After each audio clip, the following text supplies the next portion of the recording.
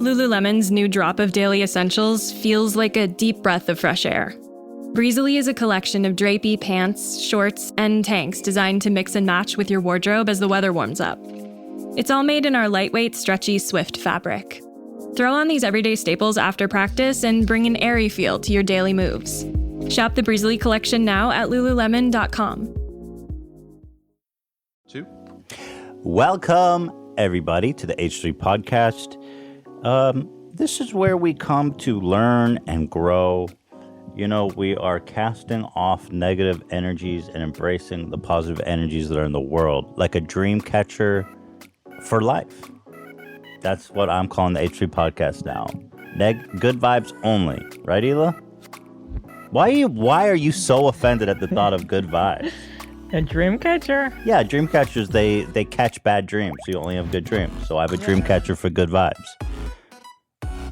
What? I never liked those. Yeah, I don't like them either, to be honest. Today's episode is sponsored by ExpressVPN. God bless them. And just a quick announcement that Teddy Fresh X SpongeBob, the collaboration that took the universe by storm, is back online at teddyfresh.com. Today we are joined by the... I tend to say prolific, but you're definitely not prolific. But you are. You do what you do is great. Although there's not many of it. I think you're getting a lot better with those intros. Well, thank you very much. Great's better than prolific, I think. Last time you said something about, I think, Luke Skywalker or something like that at some point. That sounds about right. I think great is, I'll take that. Just simple and to the point. With us, of course, is iDubbbz, who has, among many other videos, but today has released his second feature-length documentary called The Ice Cream Man about... The Ice Cream Man. You're not saying anything. You had a problem with Oliver Tree last time where you were wanting to overstate words for his, song. Yeah. I think that's a habit of yours. Yeah. What was the name of the song that you were trying to change? You were trying to tell him, don't let me down. Yeah. You're right. Maybe you artistic types like to reduce the words. Yeah, it just flows off the tongue a little bit better. Ice Cream Man is the name of his new video out right now about the Dax Flame. How would you describe Dax Flame, Ian? You know him better than I. Yeah, I mean, he's a little bit socially awkward, but also not. I think he's a bit of an oxymoron. A lot of the comments that I'm seeing is like, whoa, he's so introverted, but also he's really extroverted. What's the deal with that? Mm-hmm. So I think that's a pretty good way to sum him up. Interesting. You know, he's an actor, he's an artist, he's a comedian. So he's doing all these very outgoing activities and, but that clashes, I think, with his sort of more natural personality, which is he's a guy who's just a little bit shy, a little bit awkward, but yeah. When you sent me the unlisted link, I immediately noted, I was like, dude, you have copyrighted music in here. What's the deal with that? Are you crazy? What? Are you crazy? And you told me you had actually gone to a publishing company and licensed the music for quite a bit of money, I would say, for a song and a YouTube video. But you were having technical issues yesterday when the video was supposed to go up. Was it related to that? Yes, it was. It was, I don't know. Everyone every YouTuber has the problem with specifically audio, more specifically music, getting copyrighted. And it just felt like a good opportunity to experiment to see if it's something that we can do in the future. If it's not too much money. It's sort of hard. If you ask the average person, how much do you think it costs to license a piece of music? I don't think anyone could really even ballpark what it is because it's so subjective. Are you a person with money? Because then who knows how infinite the amount they could charge you would go. But it seemed pretty reasonable at the start, but then things got more and more complicated and we realized that it's just this time it wasn't worth the effort. We went through a lot of the effort, but in the end, we just replaced it with like just some royalty-free Wait, crap. you did? Yeah. Oh, no way. Yeah. Originally, we were going to use California Dreamin'. We were like, oh, this is the perfect song for the intro. Really artistic, really nice. But it's like, it's such a fucking web of like who owns what. There's going to be like maybe 10 different people who own the rights to a single song. And a single song is broken up into different categories. Maybe it's the lyrical portion, the master license, the instrumental, all these different things. So it's a lot harder than you'd think. I think it's a much better idea if you're trying to use good music on YouTube to just contact an artist directly and use their work or try to get permission. Are you comfortable saying how much you were prepared to pay for these songs?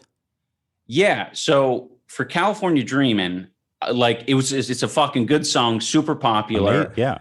I would have been willing to pay probably up to 15 grand on it. Wow.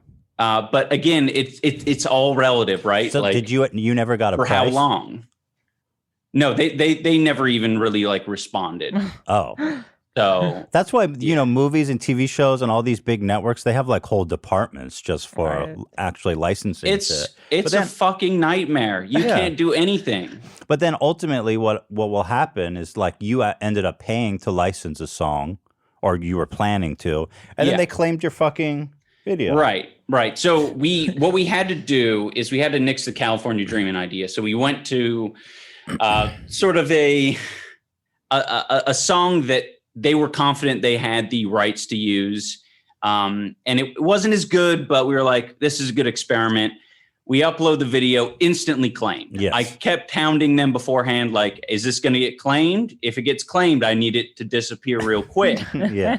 They just like, it's this weird divide where it's like, it seems like it's like old Hollywood and a bunch of fucking antiquated people who get the licensing rights to these songs. But YouTube is, so new and fresh that they're clueless on how to like navigate, how to get rid of a claim or anything like that. And it's like a week-long process. Well, the truth is that guy who's licensing it probably doesn't even know the guy on the left hand who's in a claim farm somewhere in India or wherever it could be in the world. Claim farm. You know what I mean? That's a good way of putting it. Yeah, that's what they are. They're straight up claim farms.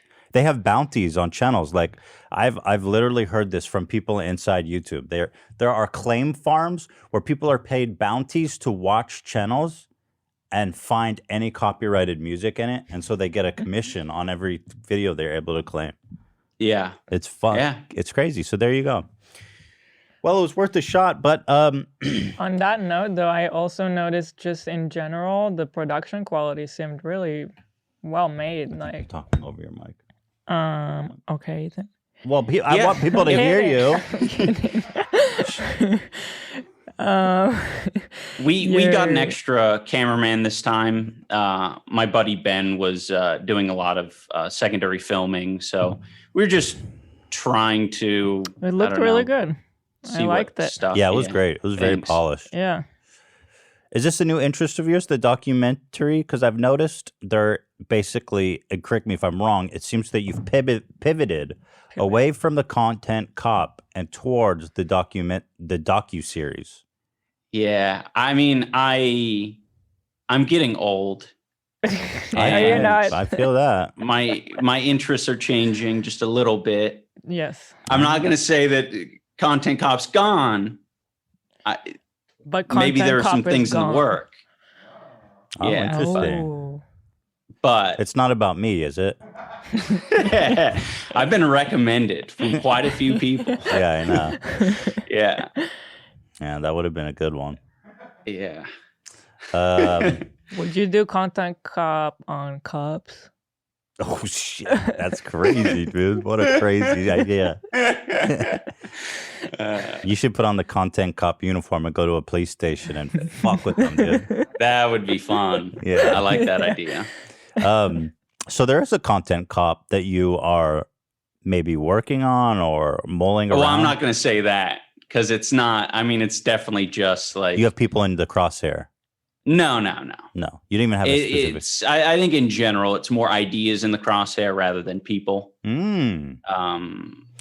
let me ask institutions, perhaps. Oh, the police? I'm not content copying the police. I'm not going to do that. Maybe. I do like the idea of going to the precinct and whipping my dick out. I think you might get killed if you show up in a uniform and start fucking with them. I think there's a high chance of being murdered.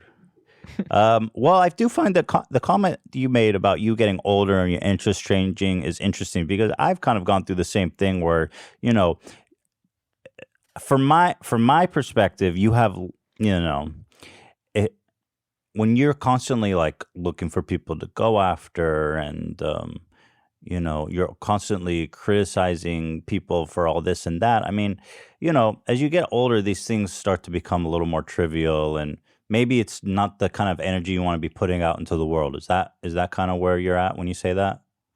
For sure. It comes across, especially when you give it more time to sit on it. And I don't know. It really isn't, let's put it this way. It really isn't difficult to make a commentary video. Anyone can sit down and criticize someone else. And I think it just like it's becoming a little tired for me. If other people want to do it, I think there's a place for it, but it's just becoming, you know, I've done enough of it. I think, you know, if I do more, I think it just needs to have a little bit more of a purpose or a point behind it rather than just, you know, let's make fun of this guy for his lack of a chin. You know? Whatever. Right. Yeah. No, I feel that. No, I went through the same thing. You know, it's like the format itself has become, first of all, so prevalent on YouTube that it's really, you know, it's like by the time, that's how I feel too. I don't know how better to put it. Yeah. But on the contrast of the content cop, I feel like the docu-series is almost the antithesis of the content cop. But instead of, you know, criticizing people, you are finding people who kind of, you know, living in the shadows of YouTube a little bit and rising them up. Do you feel that is maybe the are you intentionally trying to do something like that with your docuseries? Yeah, I don't think there's any. I'm not like actively choosing to like be less negative or you know, bring people up. I don't think it's an active choice, but it's like I think by nature when you go and meet people, you form a connection, and things in general are just going to be a lot more positive when you actually have a connection with someone. That's so personal true. connection, you meet them, you know, and I think that's in general why a lot of, you know, commentary videos will come out and blow up is because it's, you know, if I'm certain if I, you know, met some of the people that I've made videos on in the past, if I met them in person first, there would probably be sort of a diminishing motivation to make a video about them because you're not going to see this weird persona that they put out there. You're going to see something a little bit more real, something a little bit more human. A little more complex. Yeah. You know, these two characters, like you did, your first one was on Airsoft Fatty, and your second one now is on Dax Flame. I mean, these are dudes who probably catch a lot of shit on the internet from people who don't understand them, right? So I find it interesting that, you know, you're going out there and meeting them. And then all of a sudden these guys are portrayed as these celebrated, great, you know, very, very sweet individuals. And I wonder if, it feels very fresh. It feels very different from what's on the YouTube landscape. So I appreciate that, you know, that perspective. Yeah. Thank you. They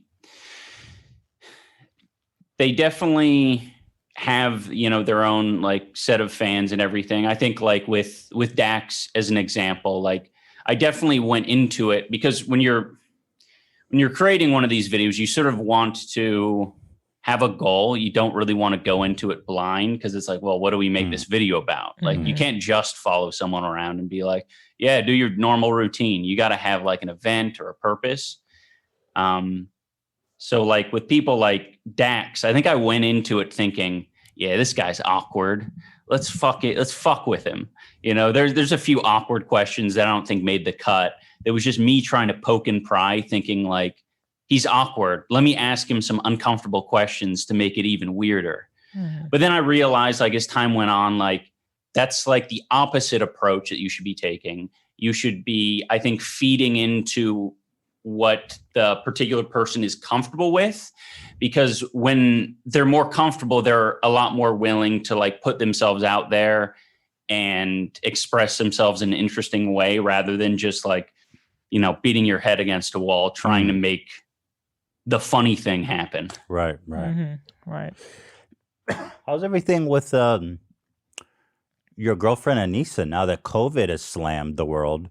She's stuck in Canada. It's crazy that here in America we have failed to contain the virus to the point where Canada has closed the border on plague-ridden America. And so your girlfriend is stuck in Canada, right? Is that the current situation? Yeah. And let me just say, the Canadians better be very scared, because I'm coming up with a 250-page common law marriage dossier to present to the customs officials so that I could go to Canada.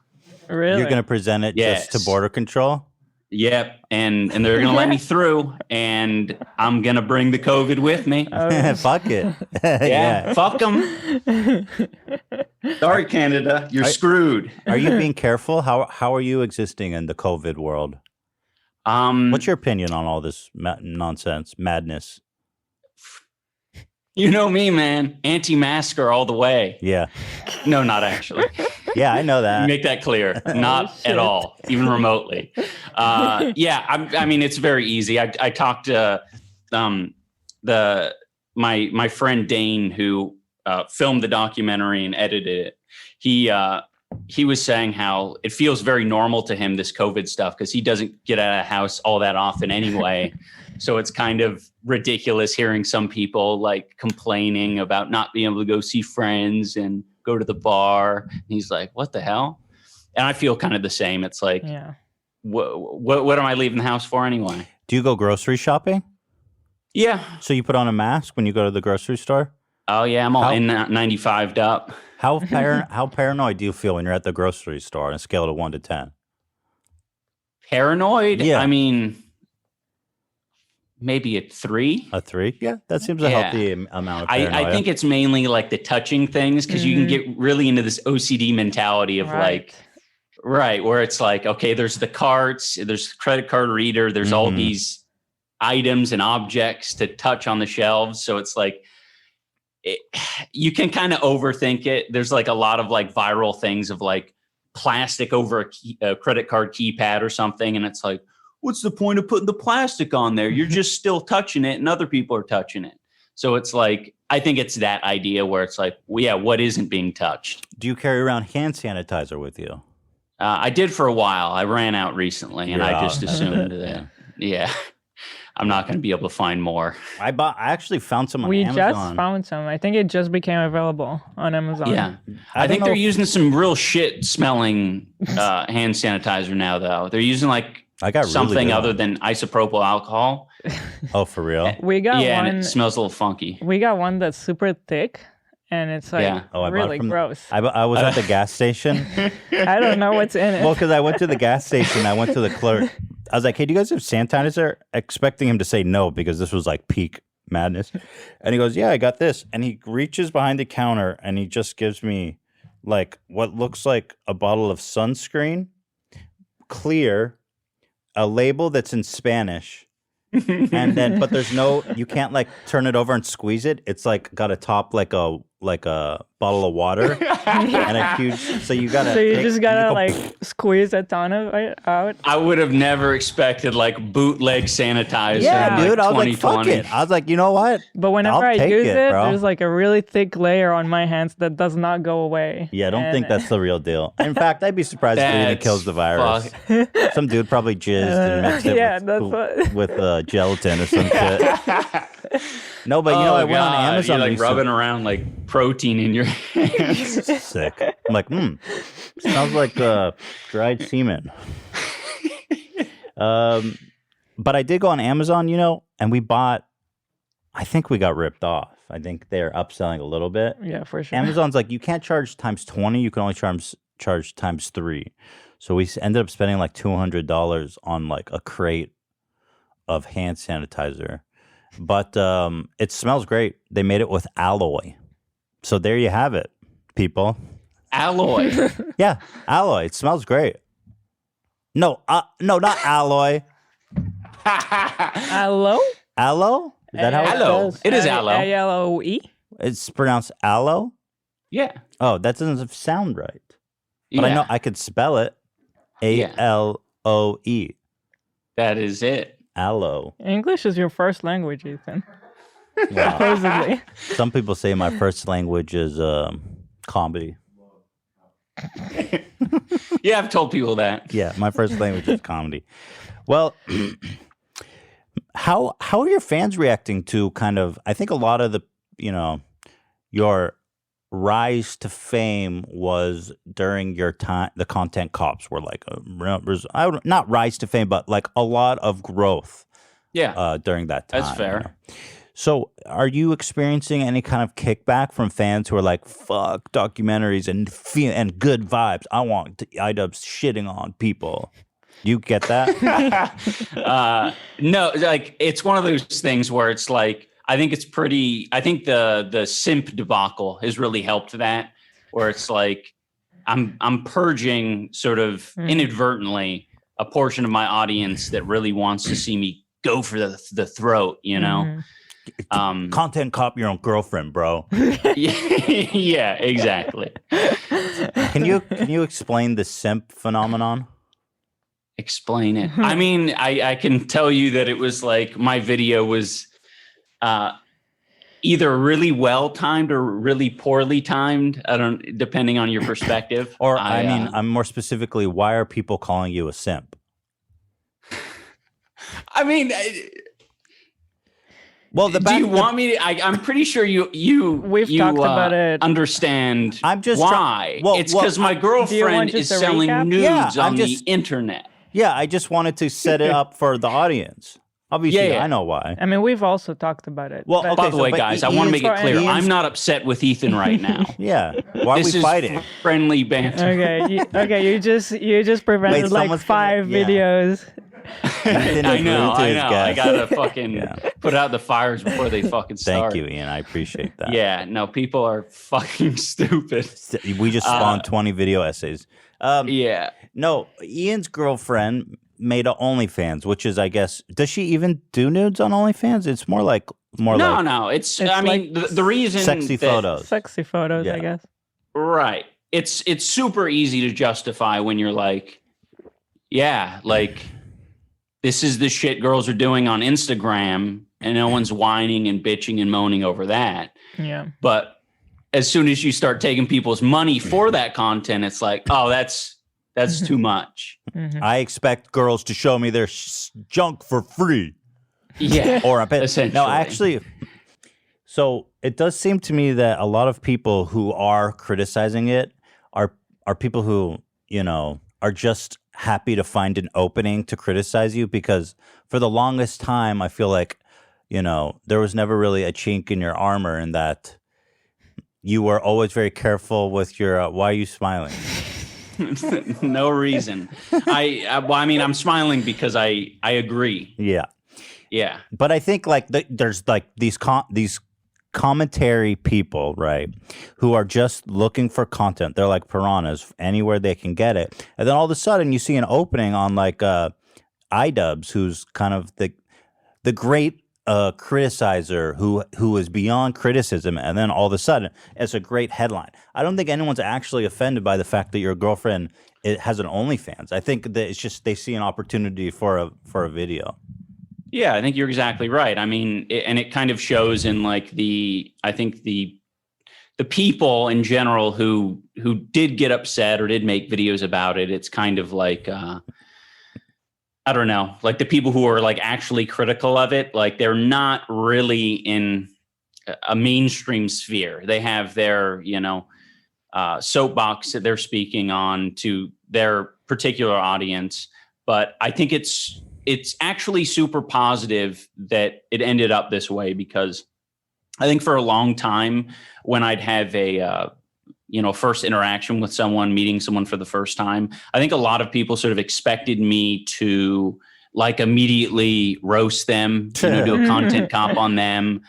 People just being nervous, like, oh yeah, they see me in the videos being an asshole, and it's like that must be him in real life. Taking notes on me. Yeah. So it really is a positive thing to I guess in a way take this hit.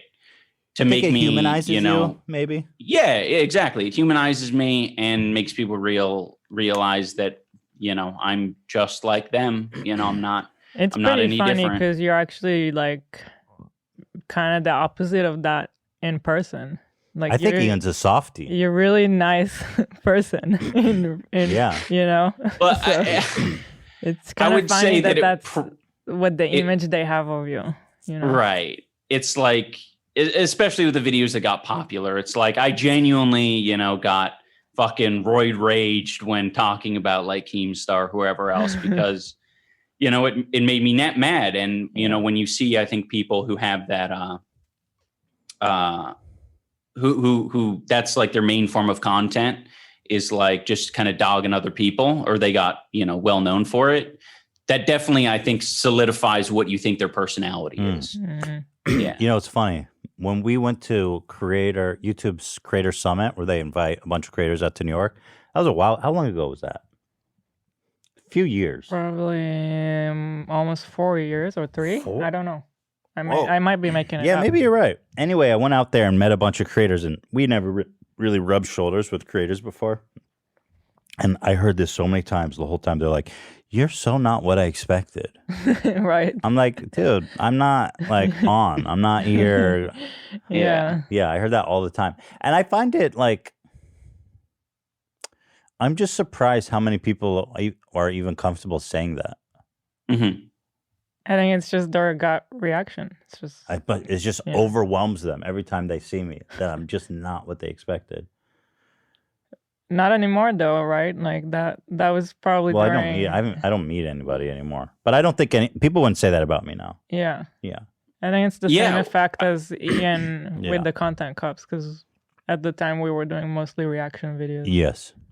Well, I think in the documentary, Tay Zonde actually made a really good point, I think, about that, where it's like there's this expectation that you kind of have a bit of a persona. Yeah. And that is very true, I think, for YouTubers, where you can kind of make a video, edit out all the parts that make you look human and put it on the internet. And I think, if any of these YouTubers, if I decided to, live stream tomorrow, or something like that, where you saw a more uncut version of me, then you would probably get a more well-rounded idea of the type of person I am, for better or worse. Mm-hmm. That's kind of what always interests me about the podcast, is that for the longest time, we had these perfectly manicured videos where you can portray yourself in the best possible light, however you want. You have the best perfect take. You say everything perfectly. But then, like, we did our show live for like 2 years, and for me, that was the biggest challenge imaginable, to move from these perfectly manicured videos to doing a live stream for 2 hours. And to me, I personally thought that, I was being more authentic and expressing my true authentic self. But I think it's a little bit tragic that, when you attempt to do that, you you remove some of the context that you can maybe add in a post-production or anything else. But there's like you can do a lot. People don't, for some reason, people don't give the benefit of the doubt in this case where like, I think for a lot of people, a lot of people sift through the content looking for, to make a thesis about me. And it was just, I don't know. In the end, it was just, it may be too vulnerable, I guess. I don't know what to say because a lot of people started hating me. I feel like since we started doing the podcast live, like just specifically the live aspect of it, and there are definitely times when I would look back and be like, oh, I wish I could have edited that and said it and reshot it or done that differently. But, that's kind of the nature of the beast, right? So I don't know. I don't regret it, but I'm kind of glad it's not live anymore. Yeah. Because absolutely. I just said the N word like 20 times when I was super angry, but we cut that out. Right.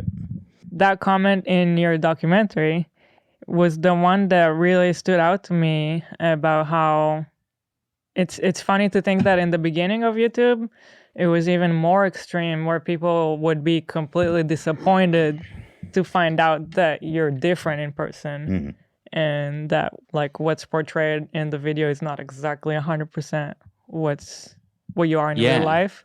Where like today people expect it more. They have a better understanding. They of, assume it.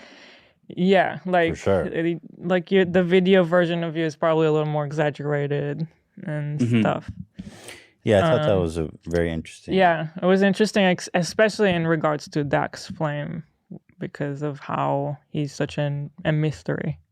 Yeah, they definitely have that. Like it's interesting to know that they do that to like you guys are, I think, pretty protected by all YouTubers are protected by being able to edit their videos and whatnot and be able to portray what they're putting out there. But to think that there is this section of Hollywood, K-pop stars, musicians, whoever, they have it to the nth degree where they have like agents and PR people actively like editing their life as their life is happening, which is just super fucking. They have real handlers. Weird. I mean, look at someone like Tom Cruise, right? That dude has like 20 handlers with him at all times. Yeah. I just saw this one of fucking Gordon Ramsay like going off on Sofia Vergara on like a late night show. He was like poking her and doing a lot of like sexual innuendo shit. Really? And it was like, holy fuck. Like, I can't believe that he, I guess, got this far. Like, since then, I guess his personality's been reeled in. All right, let's go to a quick break. And we will be right back with the not prolific, but excellent. He's very nice. I mean, very nice individual. Very interesting as well. iDubbbz. Have you ever watched The Office? If you have, you probably know it's based on a UK series also called The Office. But what if I told you there are 9 other countries with their own version of The Office that you've never seen? I'd be shocked. Well, you probably didn't know about them because they're not usually available in your country. But you can access content available around the world with no geo restriction when you use ExpressVPN. That is crazy. I didn't know that there was all these episodes or these other shoot-offs of The Office. That's amazing. ExpressVPN lets you control where you want sites to think you're located. You can choose from nearly 100 different countries, giving you access to content that isn't available in your region. If you like watching shows or movies, ExpressVPN is a must-have. For less than $7 a month, ExpressVPN lets you access thousands of new shows, movies on Netflix, Amazon Prime, Disney Plus, and tons of other streaming services. It's a no-brainer. And look, I know y'all got tons of time on your hand with COVID. You're stuck at home. You've already watched everything on Netflix. See what's on in Netflix, Japan, for example. You know? And it couldn't be easier to use. Just fire up the ExpressVPN app on your computer or TV, select a location, and hit connect. ExpressVPN is also incredibly fast. It doesn't slow down your connection. You can stream content in HD quality with no issues at all. So Get the most out of your streaming services today at expressvpn.com/H3. If you use our link, you'll get an extra 3 months free of ExpressVPN. Again, that's expressvpn.com/H3. expressvpn.com/H3. Please support our sponsors. Thank you to ExpressVPN. God bless. Teddy Fresh X SpongeBob SquarePants is back by popular demand. It is now live on our website at teddyfresh.com. We've got the old and the new. This classic Teddy Fresh SpongeBob hoodie is back, and we've got new colors as well, an aqua and shady cove. Look at this beautiful embroidery here. Gorgeous. Oh my goodness. Oh, you love it. You love it. You love it. That's the hoodie. Let's go back. You've also got the embroidered hoodie, which is classic. You know, you can't go wrong with that. And all these beautiful colors. You've got purple, crystal, waters, coral. All water-themed names, of course, because you know how we do it. This is a really beautiful item. The shirt quality is amazing. You've got the Teddy Fresh Friends, SpongeBob Plus. We need to name our bear, Hila. Do you think we need to name our Teddy Fresh bear? I never thought about that. What's his name, I wonder? Jeremiah? Jeremiah was a bear. Oh, I just got claimed.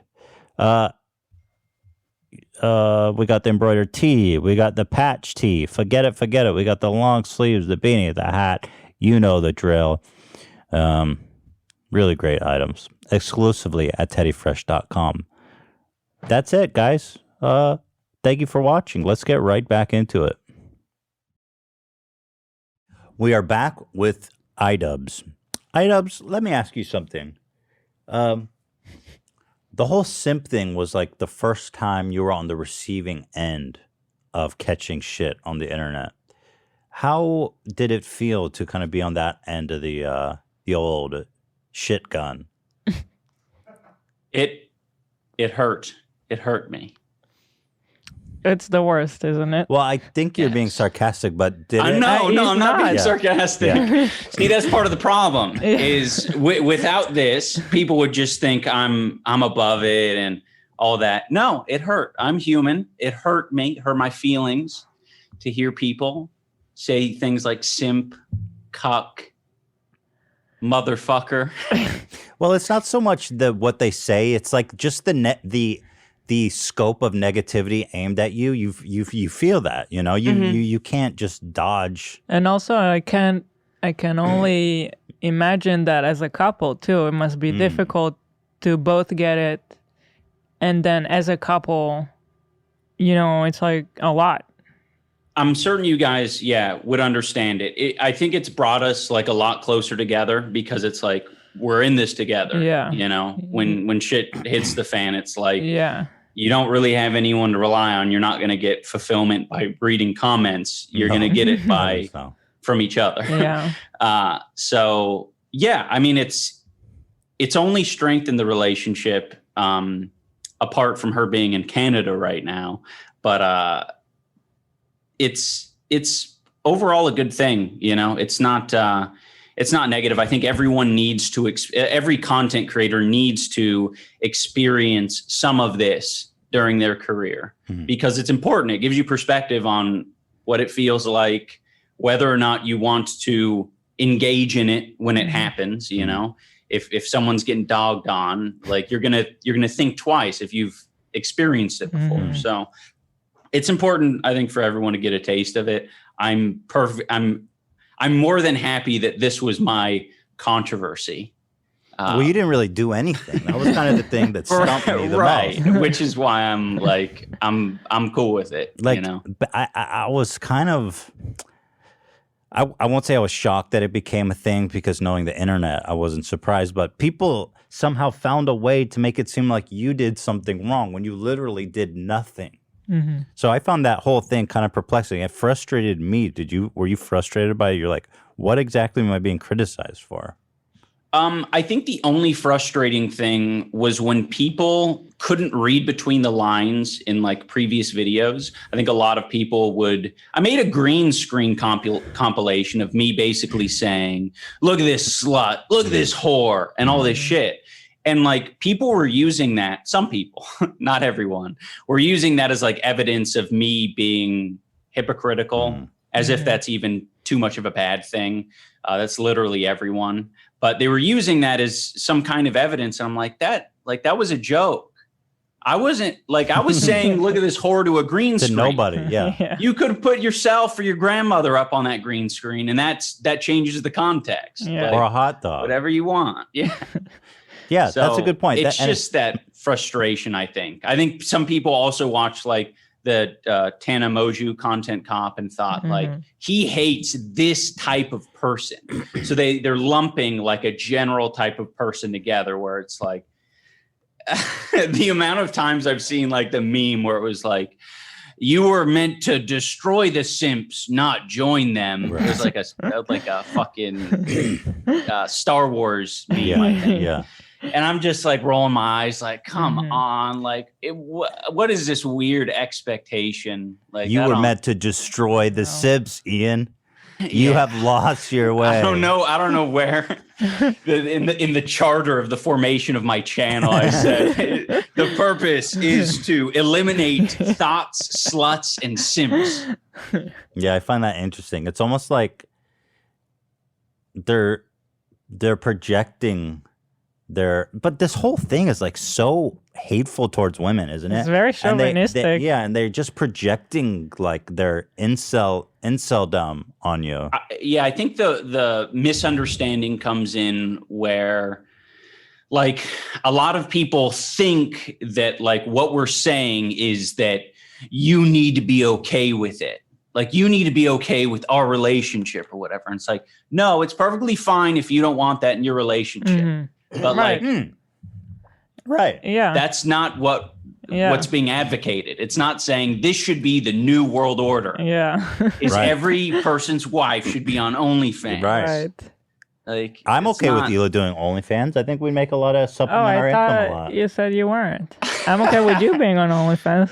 Who do you think would get more, me or you? Well, as soon as he thought of the dollar signs, he was like, maybe it's not a terrible idea. We can supplement our income. I mean, that's it, right? It's like in the context of most people talking about this, what I've noticed is a lot of people do the sort of like, what would you do in this situation? And it's like, it's really not important because it's like that's not even in question. No one is talking about you or your relationship. That's the whole point. It's like we're fine with people not doing it. If you value the money more than exposing more of your body to the internet, like then more power to you. That's great. I think that's what Anissa and I value. We're like, oh yeah, we're fine with that. And I've watched Anissa's video about if she regrets it. And I thought it was really interesting that she said it's actually been really good for her, not only financially, which probably has been huge, but even just for her own like self-confidence and like being more out there and coming to all. Absolutely. I can tell as if, myself, I have a lot of insecurities. So I could understand what she was talking about. And it sounds like it was really good for her. So that's really I think cool. the number one thing that people sort of get wrong when they're talking about it. And I would say it's more likely than not guys or not guys, a person who's in a relationship who feels like not fulfilled or like they're not contributing their fair share or whatever the mentality is. I think a lot of people don't get that it's not always about money. Like money's nice. That's obviously part of the equation. But the other part of the equation is I need something. I want something. Anissa's streaming wasn't going like that well. It's not a fucking rocket ship. She needed to do something else, and that's what she wanted to do. And it's more about purpose. A lot of people would say, iDubbbz is a fucking millionaire. He makes so much money. Why can't he, like, that's sad. that's sad if he can't just pay for her life. Like, what the fuck? It's so that is not what so it's about. Missing the point because she wants to be fulfilled, and I totally get that. And like in our case, it's different because we started together the YouTube channel, but even there was a point before we started Teddy Fresh where Ethan was actually doing most of it. Like he was doing the editing and he was in the videos, and it felt like I wasn't pulling my weight. And there was friction. I felt so restless and like just not good about myself. And it's like, okay, I'll do the dishes because, you know, I might as well do something, but this is not my calling, you know? And totally. Yeah, but a lot of people online would want your calling to be doing the dishes. Well, that's what I was going to say is that so it's the same people who would call you a simp. Like they don't understand that a female in a relationship couldn't be fulfilled by just being provided. But you know, also what's funny, if she wasn't like that and she was just fine with using his money, they would call her a gold digger, right? Yeah, that's and true. Then she would be that person. I mean, that was happening for, you know, basically 3 years of our relationship is people saying that you're just doing this for clout and whatever else. And it's like, if you think she's doing it for clout, you're sorely mistaken because she hasn't seen a fucking ounce of where's the clout? Yeah. All I saw was her only catching gotten shit. All I saw was her catching tons and tons of shit. Yeah. Yeah, people are fucking cruel, man. It's probably wasn't been easy for her to be your girlfriend because for the express, fact that people are looking for ways to criticize you. And I think by proxy, a lot of people saw her as an opportunity to get at you. Absolutely. Yeah. No, I mean, I've seen that over the years. It's just like, yeah, there's nothing with you. Let's attack your girlfriend kind of thing. And it's like, I mean, she makes it easy because she live streams and she speaks her mind and shit. You guys would know that. Yeah. Well, the more like I would be in the same fucking situation, guaranteed, if I had as much content out there online as Anissa does, and everyone would be in the same position. Yeah, of course. Because it's like you're just putting yourself out there day after day, entertaining people with zero cuts for hours on end. Right. You're gonna say stupid shit all the time. And by the way, for you not to contradict yourself over the course of, like, let's say we were doing this podcast for over like maybe even 4 years now we've been doing it. A lot of those years was live. For like this whole the hypocrite label is somehow become like it's too much of a throwaway statement. Yeah, it doesn't hold a lot of weight because it's like, it's like the I'm a immediate hypocrite, go-to. okay? No, you don't insult. You don't even need to like unpack that at all. It's just like you're a hypocrite. That's like the worst insult you can lay against somebody on the internet for some reason. Yeah. And how is it possible to not contradict yourself over 4 years of life? Well, even as I'm having this, conversation, I'm thinking back into the past at moments when I called other people hypocrites. And I think one of the moments was in, I think this is maybe the only time, in the Keemstar Content Cop. And even that makes me like hesitate because to even talk about it in a more mature, evolved way. Right. Yeah. Because I'm like, some fucker's going to take that shit from that video and be like, hypocrite. It's like, what the fuck? Yep, you're absolutely right. Yeah, it's an absolute minefield. Yeah, it is, man. That's why it's amazing that you've been beyond criticism for so long. But it's very fucking easy to be without criticism when you don't share anything about your life and you just You're attack very others. private. that's kind of the only way to do it, right? Yeah. I could have avoided this whole thing. I could have broken up with my girlfriend. Like, that's what a lot of people suggest, right? Like, oh, don't worry. You could solve this whole thing by just breaking up with her. Can you imagine? What are you? What world do you live even in? Human? Oh my God. I wonder, would they be happy if you made a content cop on her when she announced OnlyFans? I'm announcing today that I'm breaking up with my ex-girlfriend, Anissa, who is selling her body. New video in 1 hour. Content cop on Anissa. Yeah. Like, oh my God. Yeah, dude. There's a lot of pissed off, disenfranchised people on the internet. Yeah, I do feel hopeful though, because I think it's just it's a lot of young people or a lot of people who are still, finding themselves and figuring it out. I was, making a lot of these content cops when I was basically, 20, 25 years old. And it's like, I mean, that feels pretty late in life, but at the age I'm at now, I'm like, yeah, I was sort of an immature kid, and a lot of the arguments really don't hold up over time, and they might even not be, worth making in the first place. It's so I don't know. With time, all of this is gonna be pretty fucking irrelevant. Yeah, that's for sure. That's for sure. I try to bear that in mind as we go through shit, especially on YouTube. You go through so much drama and like everything feels so has so much gravity. But I mean, the shit that the people get upset about on the internet generally is just so irrelevant in the scope of even 5 years or even less, like 2 years, 1 year. You know what I mean? Well, I want like generations past Zoomer and Millennial to start populating places like Twitter and stuff like that, because I feel like right now we just have a very homogenous group on the YouTube comment section on Twitter and everything else. So as soon as you start like populating that with this absolute fucking mass of people who honestly don't give a shit, I think you'd start hearing more well-rounded opinions. I can't wait for that. The Zoomers are like the younger generation, right? Why are they called Zoomers? They zoom around. They fucking run around. They have the zoomies. Have you not seen like a dog getting real excited to go to the park? Yeah. Oh, the zoomies, right.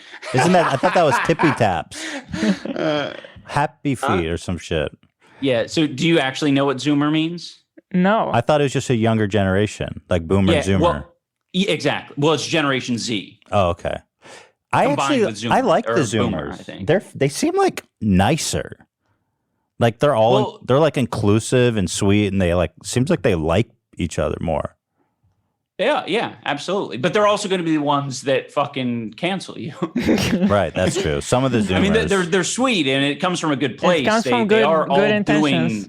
Doing what they think is the right thing, and in a lot of cases, it is like morally or whatever. But it's not using the I don't know if brevity is the right word, but like it's not using the context or the the wisdom. They're lacking a little bit of the wisdom. You just got yourself canceled, dude. Yeah. You just got zoomed. Fuck. I'm going to get zoomed. I'm you going got over zoomed TikTok. over Zoom. They're going to be saying that they wouldn't call me gay. Zoom they would shaming. What would they say? Insensitive? You're just racist? a simp. You are, yeah, they could definitely say all those things about you. Yeah. So, what else? I mean, you look great. You've been exercising. You look really good. Yeah. Let's see it. COVID's been treating me well. What kind of workouts you been doing? Lifting a lot of weight. Damn. Wow. I could probably deadlift the whole Klein family. You think so? Hell yeah. I doubt Currently it, bro. deadlifting like 225. See, you're not, you can't even lift me. The whole Klein family. Well, to be fair, I make up 90% of the weight. All right. 90% of the Klein family. Yeah, there you go. So, is the mustache here to stay? Is it a gag? Wow. Is it a goof? Funny Why would you ask that? I think it looks good. I don't know. No. What do you guys honestly think? Be honest. I like I don't it. want to hear from everyone. I want to think hear it from suits Zach, you. Ian, and Dan. Sorry, I got this frog in my throat. Frog? Is that not what a frog sounds like? I guess. That's awesome. I don't know. I In like the books, that. they That say should be your new ribbit. gag. I got a frog in my throat. I personally think that it suits you. Now, I'm not an advocate for a mustache for just anybody, but in the case of your face, I think it suits you well. I think generally I'm not a fan in general, like in my first connotation of mustache is usually not good, but looking at you right now, you look good. But you've had the mustache for a while, haven't you? Yeah. It's not a new thing. No, not too new, but it is controversial. Yeah. Okay. I don't know why. I think there's just been too many creepy dads with mustache. Yeah, it's hard to make It needs a comeback. Right. Okay, well, he's requested the opinions of the others, so go ahead, guys. I think it looks good. I've been choosing regrettable facial hair my whole life. There's like a weird appeal to it, but you only see it in your own head. And then everyone else, like I see myself as like Kratos when I have a beard. Then everyone else is like, why do you have that? Kratos. I like your beard. That is good. Ian. I think most dudes with beards kind of picture themselves as Kratos. Really? Wait, what is I that? could never. He's the It's got god to be of war. full. It's got to be pretty full though. Yeah.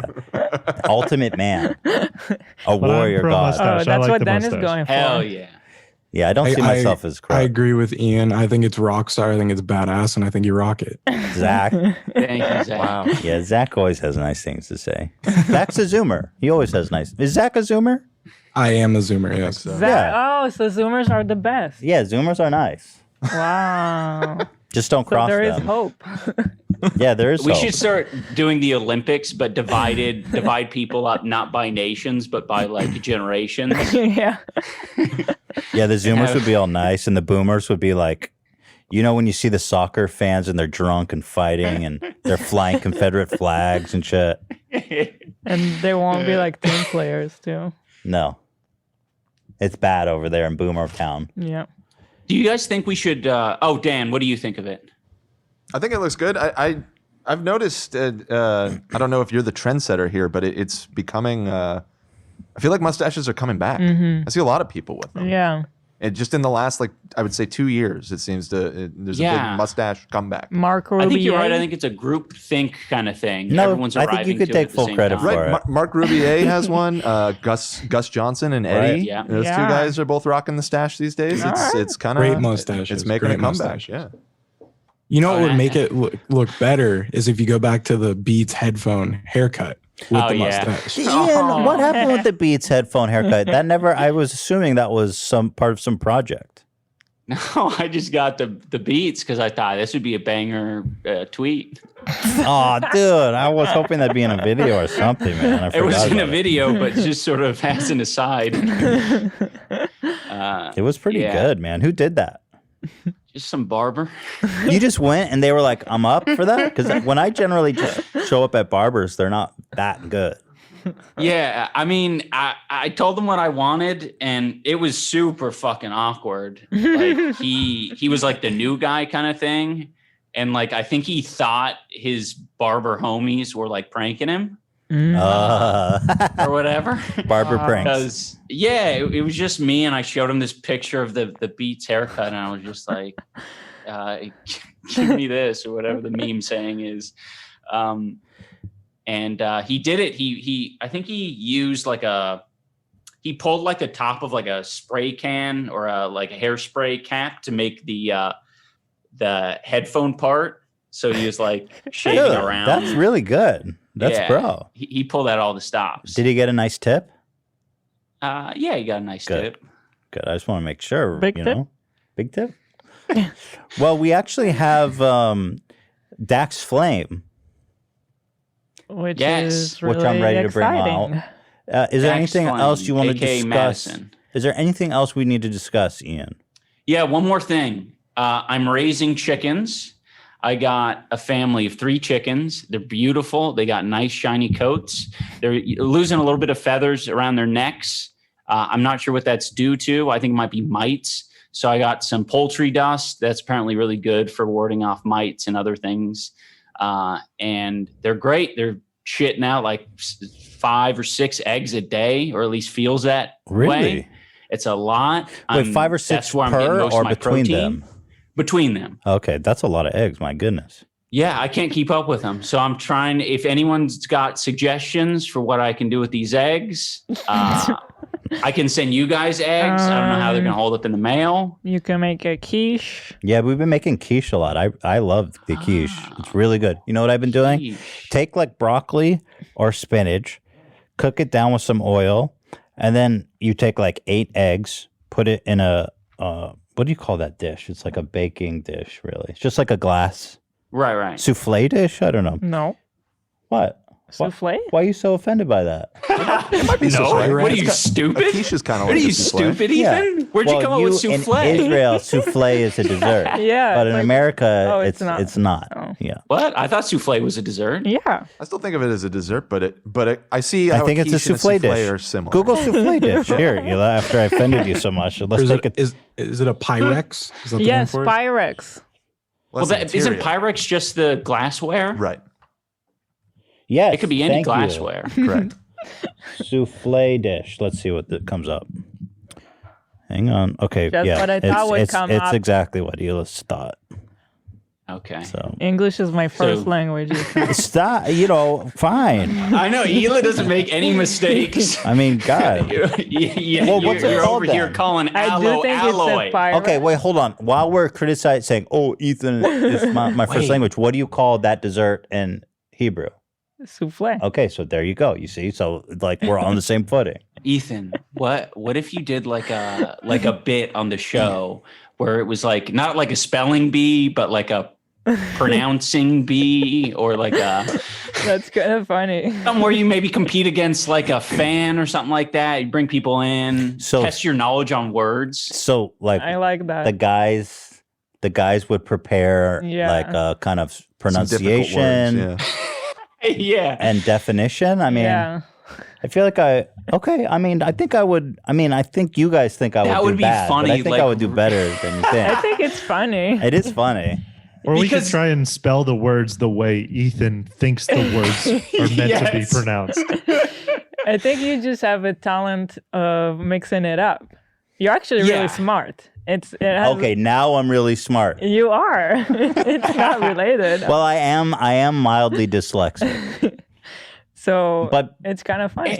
But I can't it's blame it super all on that. Funny. It really is funny, especially when you make it the point. It's the whole point of the show to do it. It's because it's distracting when you just sort of casually say, "Yeah, it's got alloy in it," and I'm sitting Yeah, the here like, alloy, "What kind right. of metal is Alloy. there inside this?" But I think that I'm down. I mean, it sounds great to me.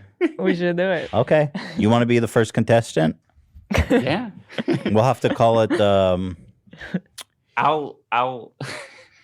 I'll be the Nick Cannon. I'll judge it or host it. You want to be like Nick Cannon? Yeah. Oh wait, no, Nick Cannon's Yeah, he's canceled. out. It can't be dude. Nick You Cannon. don't want to be like Nick Cannon. Wow, Like- it can't be Nick Cannon. We shot Nick Cannon out of a cannon. We said, ta-ta. No, what were we talking about? Take the eggs, crack them in a dish, yeah. a bake-safe dish, whatever you want to call it, and get a shitload of cheese. I mean, like a fucking, like way more than you think that you would need, and then double it. And then you take the broccoli and the spinach cooked, you put it in the egg, and with the cheese, you bake it at 350 until the top is like a little crispy. And I'm telling you, dude, that shit is fire. That's it. It's the just best. 3 simple ingredients. So there you go. That's my suggestion. Okay, I might do that. The cheese thing sounds a bit dangerous. You don't have to do. Are you lactose intolerant? No, but just like that quantity of cheese just seems not good. I'm trying to cut and trying to bulk up. Well, I it's need a just, shitload of protein, bro. oh And yeah, veggies. I mean, I it would think be it's pretty good. protein. True. Yeah. You can do a little bit of cheese. No, it needs cheese. I'm just telling you. It needs, All right, I'll douse in cheese. Fine. No, it needs a lot of cheese. Otherwise, it's just like a ton of egg and vegetables, and it's just like, what am I doing here? It needs the cheese. Right? Awesome. All right, enough of that. But yeah, just want to talk about the chickens. That's it. So okay, you're just wondering what to do with the eggs. Yeah. We're cleared up. I think I got it all off my chest. What do you feed guys now the know. chickens? How much maintenance do chickens require? Oh, not too much. I like letting them out of their coop once every couple of days. Let them roam in the backyard for a day. Let them pick things out of the yard. They're cool. They're kind of William Osmond said they're kind of like insects, and I kind of agree with that assessment. They're really quite stupid because you think of birds, you're like they're smart, like parrots and all these things. They talk, but chickens are really quite stupid. No They're not personality. good problem solvers. They're not quite like dogs, but you shake like a bag of mealworms or something, they'll come running up. It'll feel like they're a dog, but then you realize if there's like any like little barrier between you and them, they can't navigate. They won't at get all. to you. They're And you don't feel like bonded with them? They're too stupid to bond with? Yeah, too dumb. I open my arms to have them come in and give me like a hug or like rest their naked necks on mine, but they don't do it. They're just like pecking at my hands, pecking at my feet. Like, are you made of food? And would you feel bad at any point to slaughter them for meat? Oh, not at all. I wouldn't. Yeah, I've considered it a couple times because I'm like, they're just a bit of a hassle. Would you kill them yourself? Probably not. You would take them to I'd send them butcher. to a farm or something. That's interesting that you're so unbonded with them. So weird. Yeah. I mean, But that's they're it. I mean, chickens. back in the day, Yeah. people slaughter like really smart animals. So is this a COVID thing? You just wanted to have like eggs? No, it just happened to correspond with COVID. It was just a weird little coincidence. Let me ask you this. To the value of the eggs, like monetary value, how does the monetary value of the eggs compare to the amount of money you spend on the chickens? Do you think you're making money? I think it's probably a wash. The coop is obviously like a big upfront expense. If we eliminate that and pretend that that's not part of it, it's like you're maybe paying a little bit more than you would at the store.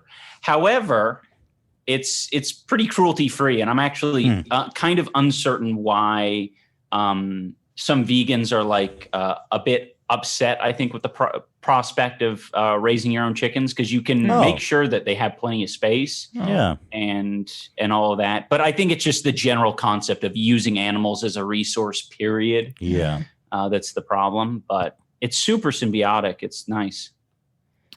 Interesting. And how's the egg quality compared to what you find in the store? Oh, no, it's the same. It's the same shit? Okay. Everyone that you talk about like is going to be like, oh my gosh, you've never tasted anything as good as a homegrown egg. It tastes exactly the same. Fucking So do they like cock-a-doodle-doo in the morning? I think that's a rooster. Oh, that's a rooster. That would have to be That's a male version. Where are all the males, by the way? You don't have males? No, I don't think there's much of a reason to. I think if you have a lot, I think you want to have like one male rooster for a certain amount of females, either to feel safe or some shit like that. But I will say to your point of cock-a-doodle-doing, in the morning they will make. I can only compare it to like someone blowing out a toilet. When they're shitting out their eggs, they make a lot of strained noises. Oh my God. Really? Yeah, what time in the morning are we talking? I mean, basically the time when you'd hear a rooster. Like early. 5 a.m., 6 a.m.? 7 a.m., I'd say. Do you think your neighbors can hear your chickens shitting eggs? Oh, they can, yeah. Damn, I'd be pissed if I was your neighbor. I'd be like, this motherfucker. You should offer them some eggs. Yeah, you should. That's true. Wow, that is very weird. I think that's cool. No, it's not It's weird. cool, How dare you? But it's also It's weird. It's a little weird. But I think it's cool, It's cool. too. I mean, you connect with the Like, you can be earth, cool and weird. right? Yeah. Weird That's is kind of the cool. whole point. Right. In Hell Santa yeah. Cruz, everyone has a bumper sticker that says, keep Santa Cruz weird. There you go. I think everywhere that has that. graffiti has keep so-and-so weird. Keep Portland fucky. Keep San Francisco not what is it? Gentrified. Whatever. Right. What do they say about LA? They say, keep LA smoggy. Valley smoggy. I like that. All right. Are we Shall we bring going Dax? on? So let's bring out Madison? should I call him Dax or Madison? You can call him whatever you want. I'll call him I think Dax. he kind of enjoys getting a variety of comments. So let's figure it out. Let's navigate that space. Okay. We are going to bring on the subject, Ian's subject of his new documentary, Dax Flame. He is I want to say, infamous, really, one of the early YouTubers, and people would say an enigma. I think the thing that you often hear about Dax is people can't tell if he is doing a character or if he's being genuinely himself. That's one of the fascinations with him. Regardless, he's a nice, sweet guy from all I can tell, and I'm looking forward to talking to him. So I'm going to go take a quick shit. We're going to do a little cut, and then we'll bring out Dax. Okay. Was not necessary to say it. Well, I felt like just keeping everyone updated. I'll be right back. Well, with us, we have Dax Flame, otherwise known as Madison. Or Theodore, even, as according to your Wikipedia page, a man of many names. Oh, I didn't set it on there. Yeah. What do you prefer to go by, or do you not have a preference? Well, people call me a little bit of everything, so I don't care. But it's usually Dax or Madison. No one calls me Theodore anymore. Yeah. Why Dax Flame? Where did that name come from? Just like a 15-year-old version of what I thought was cool at the time, and then that's just what I got famous with, so it's what I still go by. But at the time, it was just what I thought was a cool name. Obviously, as a 28-year-old, I don't think the same, but it's like my stage name now because that's what I got credited in as movies. And yeah. Well, to give you credit, I think that my pseudonyms that I was making at 15 years old were way less cool than that. They were probably like. I'm trying to think of some of the dumb names I had in video games. You know what I'm talking about? Dildo Saggins. Yeah. Dildo Perhaps. Saggins. Yeah. Butt Fudge is with me to this day. But I mean, that's not an attempt to be cool. Right.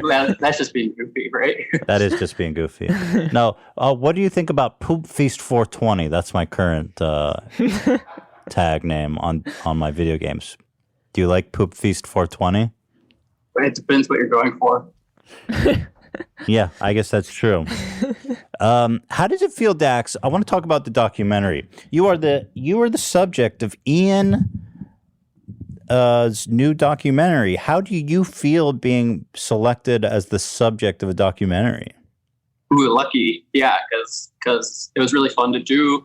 Got to make the game show that I've been dreaming of making. And I was thinking maybe I would do a Kickstarter for the game show at the time, but who knows if that would have gone through. So to just be able to go make it was awesome.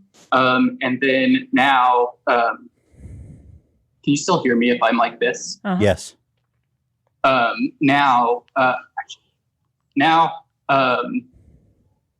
everyone's watching it, and it's been out for like 2 hours or something, and getting so many views, which is crazy. And my video is getting a lot more views than it ever gets. So that's really exciting.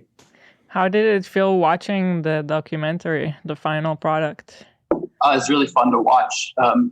It's really interesting to because you live your whole life, and to have someone else summarize your life is interesting. You think he did a good job? You think he nailed you?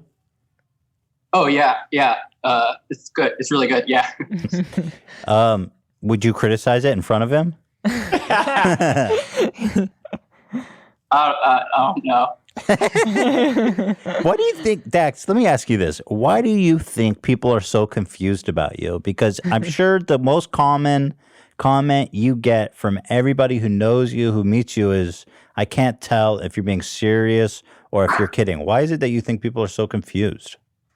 I think just because I think 15-year-old me was a lot more wacky and just manic. And especially when I turned the camera on back then, it's you start to see that get attention. So I just would lean into that. So I think that's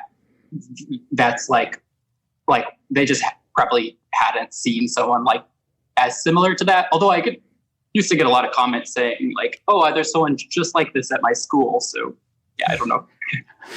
So this story, in your most popular video, you say you stole from your girl, the girl you had a crush on, you stole out of her bag. What was it? Pencil box? The what? Pencils? Pencils? And you broke all of her Snap some pencils? pencils, yeah. So is that true? You stole stuff out of her bag? Yeah, well, it's just an awkward attempt at flirting that I try to avoid thinking about these days. But I'm open to talking about it with people because I know they're interested in it. But yeah. Because when I see that video, I tell myself, there's no way this actually happened. But you stand by the fact that you did take stuff out of her purse for the purpose of flirting with her and being like, hey, look what I found. Yeah. Wow. Well, how did it come to fruition? Did you ever return the items to her? I think I think he put like, it back in the bag, right? In the story. Yeah, I don't know if I ever took them. Yeah. I don't remember. Yeah. Like, I think I just snapped the pencils and put it back. And put it back. And then, or maybe I took the no, glasses. but you had stuff with him. He was on his desk and he's like, look at the stuff I took out of her bag. Some glasses and maybe a ring or So something. did you ever return it to her? I think that's a I don't know. I don't remember. I think I like, maybe I was wearing the glasses the next day or something. I don't know. Oh, man.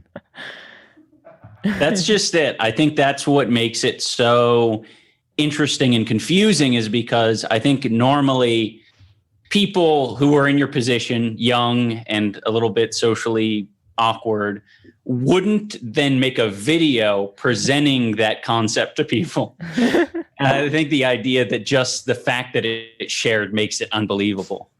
Well, I think whenever you like are getting attention for something and like you're getting a lot of positive feedback, it just makes you want to like do that. Yeah. Did you have like comedic influence at the time that you were looking up to? Comedians that you... I liked like listening to stand-up comedy and stuff. Yeah. I think I would just like listen to people on YouTube. I like Jerry Seinfeld and love Jerry Seinfeld. You like Seinfeld, the show? I don't watch that. I think I watched it once when I got my wisdom teeth out. Just had to, at like, the dentist, sit and watch they made stuff you all watch day. it? What? They made you watch some shit when they're working on your teeth? No, whenever I had to take the painkillers for a couple days, they're just like, I see. all I could do is watch TV, and that was what was on. Okay.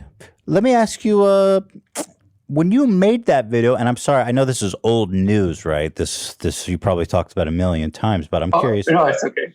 Did you know that it was funny when you made this video about stealing stuff from the girl you liked's bag? Or was it like a confession? What was the intention behind that video? I don't know. I think I was just feeling sort of hyped that day. So I was like, I was hyped on the girl, hyped on having like a lot of views on YouTube probably. And I just remember being really excited as I uploaded it. I was just like, and excited to go back to school the next day and stuff. But yeah, I think I always knew that I always got so many comments saying that stuff was funny. So I don't know. Like, I think it was like this mixture of just like I don't know. Next question, because I lost my train of thought. How do you feel about being compared? People always say, another thing I always hear about you is people say you're the Andy Kaufman of YouTube or something like that, or they compare you to Andy Kaufman a lot. Do you accept that comparison, or how do you feel about that? I like some of it. Whenever I've like looked him up and stuff, I don't connect completely. He seems a little jerkish in some ways, but I did like, I watched like the Man on the Moon movie and stuff, and it was really good. Yeah. But I guess what they mean is like he skirted the same line, right? Of not knowing who the real him is, where the real him is, and where the character starts and stops. For sure. Yeah. I think the mystery element I definitely connect with, because that's always been a big factor in like people watching me. So yeah, there's always been like a huge aura of mystery around my videos, which I think is good for people, like entertainment. Like people enjoy that. But when I saw you in Ian's documentary, I get the feeling that maybe you don't really get where the mystery is at. I feel like maybe you just, do you understand why people think that you're mysterious, or to you, are you just being yourself? I think I get some of it. Yeah. But I also don't really need to examine it, because it's like, right. If I try and find a line and then address the line specifically, it's better just, who cares, because the mystery is good. So yeah. What do you feel about the YouTube landscape today? Because you were one of the early creators, right? At the time, I recall you were like 16th most subscribed channel with like 250,000 subscribers, just to give you an idea. No, probably more like 100,000. Oh, 100. Oh. So YouTube was in its infancy very much, but you were one of the top creators at the time. Obviously, a lot's changed. What do you think now when you look at kind of the leaderboard of what's popular on YouTube now? I actually don't know how to find the leaderboard, how it used to be, because they used to have like a top 100 where you click through. So I don't know, like I can't identify the leaderboard, but I definitely see what's trending and stuff. And my thoughts are, I don't know, it's all fine, whatever. There's some, I like to watch stuff. I'll click on trending sometimes and find some stuff, listen to music on YouTube. And it's definitely, if you're a YouTube celebrity now, compared to back then, you're like a legit celebrity. Yeah, I thought that was really interesting that you pointed out how back then that wasn't the case. And today, I guess it's true. I mean, it's still kind of like weird to think about, but like YouTube celebrity is like celebrity. The audience is way bigger, the subscribers way bigger, and you make money now. I mean, back then you didn't even make money, right? Yeah, actually, in high school, I probably saved up like $10,000 because after I was most popular, then they started to pay people like with a partnership program. So I was on the second wave of the partnership program. So you did make a little money. Yeah, I think these days you would probably like, if you're in that position, you'd go appear on talk shows like Ellen and stuff. And like, you know, that's what the more route that teen influencers go, I think. Are you still working at the ice cream shop? No. No, that the shop closed down in January. From the sabotages? Well, did you have anything to do with it? No, I don't think that played a role. But you know, I'm curious. What do you think your manager will say when they see that part about the sabotage? I don't know. I showed it to my assistant manager. She's really nice. Maybe I'll send her this video. And she was. I never hated her or anything, and I won't actively say anything about anyone else who I might have not liked. But I won't say anything. But if they found it, they'd be shocked. I think they would not like it. Yeah, because they probably thought you were the upstanding, you know, employee. But no, they didn't. Oh, they didn't. I was trying to get a raise for so long. It's such old news now. Because then I went and worked at like a cafe for a week. I worked at the sushi place, and then I've been living off unemployment checks, which has been great because it pays a lot, and you know, I haven't had to work, so I've just been able to stay home and be creative and not worry about Corona or anything. So that was really lucky. But they didn't think I was upstanding, I don't think. But then why would they be shocked that you were giving away free ice cream, I wonder? Well, they'd be shocked that I wrote a book. That you wrote a book, I see. But I did used to email the owners and stuff and like ask them if I could ever do an interview with them and stuff, or like emailed them this drawing I did of them and stuff like that, and emailed the GM and stuff. But I talked to the GM, was there. So there were multiple GMs there too. So it's an ice cream empire, it sounds like. Yeah, but then the whole place. Well, edit this out if it's not legal to say anything like this, but the whole place like went bankrupt eventually, and I don't want to say anything else. It sounds like and the reason because it went bankrupt is because the free ice cream. Sabotage. Yeah, the free ice creams. Well, that part of your book sounded so funny. I actually immediately after watching the documentary, I ordered both of your books because I really want to read them. And I thought the cover looked cool too. Yeah, thank you. They're all on Amazon, by the way. If anyone wants to support Dax, anyone wants to read his literature, definitely head on over. Your pen name is Dax Flame, right? All the books are under that name? Yeah. Mm-hmm. So why is it that you think you were overlooked for the promotion that you sought so passionately? You're at an ice cream store, you're working your butt off, you're keeping everything organized. What's going on? Why did they give you reasons why you kept getting passed over? How long did you work there? 15 months. That's a long time. At like a year and a few months. Did you get any raises in that time? Also, thanks for having me on the podcast. Thanks for, I don't know why that just occurred to me, but anyways. Thank you. You're welcome. Thank you for joining us. I think because people don't like to pay someone more money. So if you know that this person is going to keep working there no matter what, you don't have to pay them more. So, the big corporate world. Yeah. Well, ultimately they did go bankrupt, so I guess maybe it wasn't. Maybe they didn't have the leverage to give you a raise after all. Yeah. So because they kept promising, this state will give you the raise, we'll give you a promotion to like senior scooper was the position. Senior scooper. Senior scooper. Yeah. And then I think that maybe they would have followed through if the money wasn't getting tight, because they. Yeah, so who knows? Maybe I was mad at them for the wrong reasons. You know, always got to consider the other side. May I ask how much of a raise you were pursuing? From $15 an hour to $16 an hour. Oh, that's what senior scooper gets paid. Is it Was it about the money or was it about the prestige? Honestly, probably the acknowledgement. Yeah, yeah. But I know it sounds really silly to get so fixated on something like that. I at the time it felt important, but like I don't know. But yeah, is it one of the worst jobs? I always feel like in the world. Yeah, like giving the people all the different flavors. I don't know why. I always feel like it's got to be a really annoying job. Yeah, I like talking to people. That I enjoyed that, I guess. What I hated was like cleaning and stuff. There's so much cleaning to do, and it was this really big shop, so there was lots of surfaces to clean and stuff after closing, and it stayed open late too. So I'm glad I'm not there. What do you recall? Any instances of people requesting an absurd amount of samples?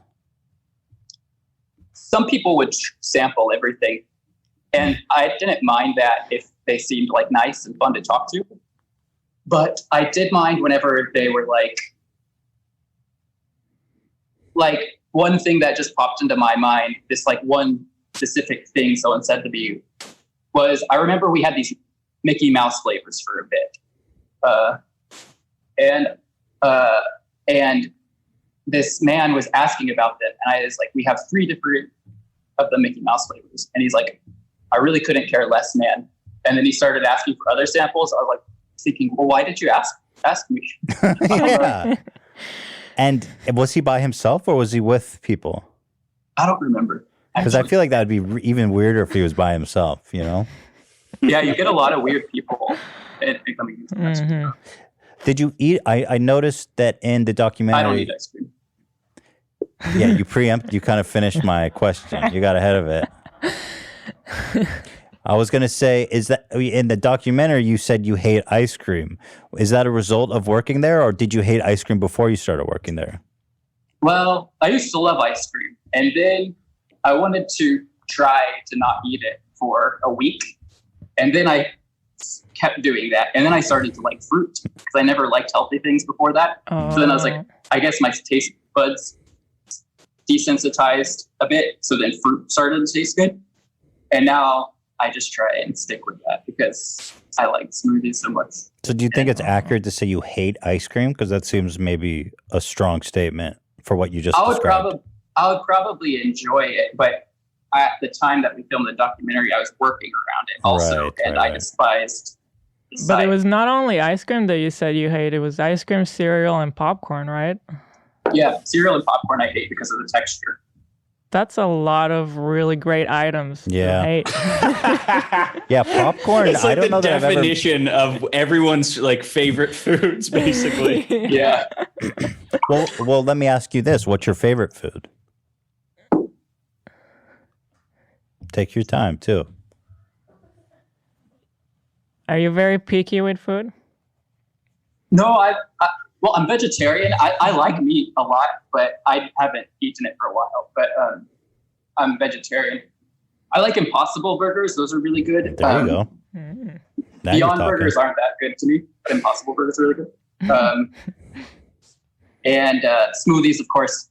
But I feel goofy saying that. How could I forget? How could I even ask that? Now, in this your concept for the smoothie show, do you think it would be funny maybe because it seemed like all the ingredients were relatively good, and then people would be going to choose an ingredient, and you'd be like, oh, don't choose that, I don't like that. It seemed they didn't understand that those ingredients were placed there for the sabotage round, because I thought that they wouldn't pick those, like the granola, same texture as cereal, and see, that doesn't corn syrup. You know what would Unhealthy. be a real sabotage? For me, would be like fish oil or something like that. I put flaxseed oil in my smoothies, as long as you can't taste it and it adds some health. But that's what I'm saying. It seems like ultimately the goal is you still want to end up with a relatively good smoothie at worst.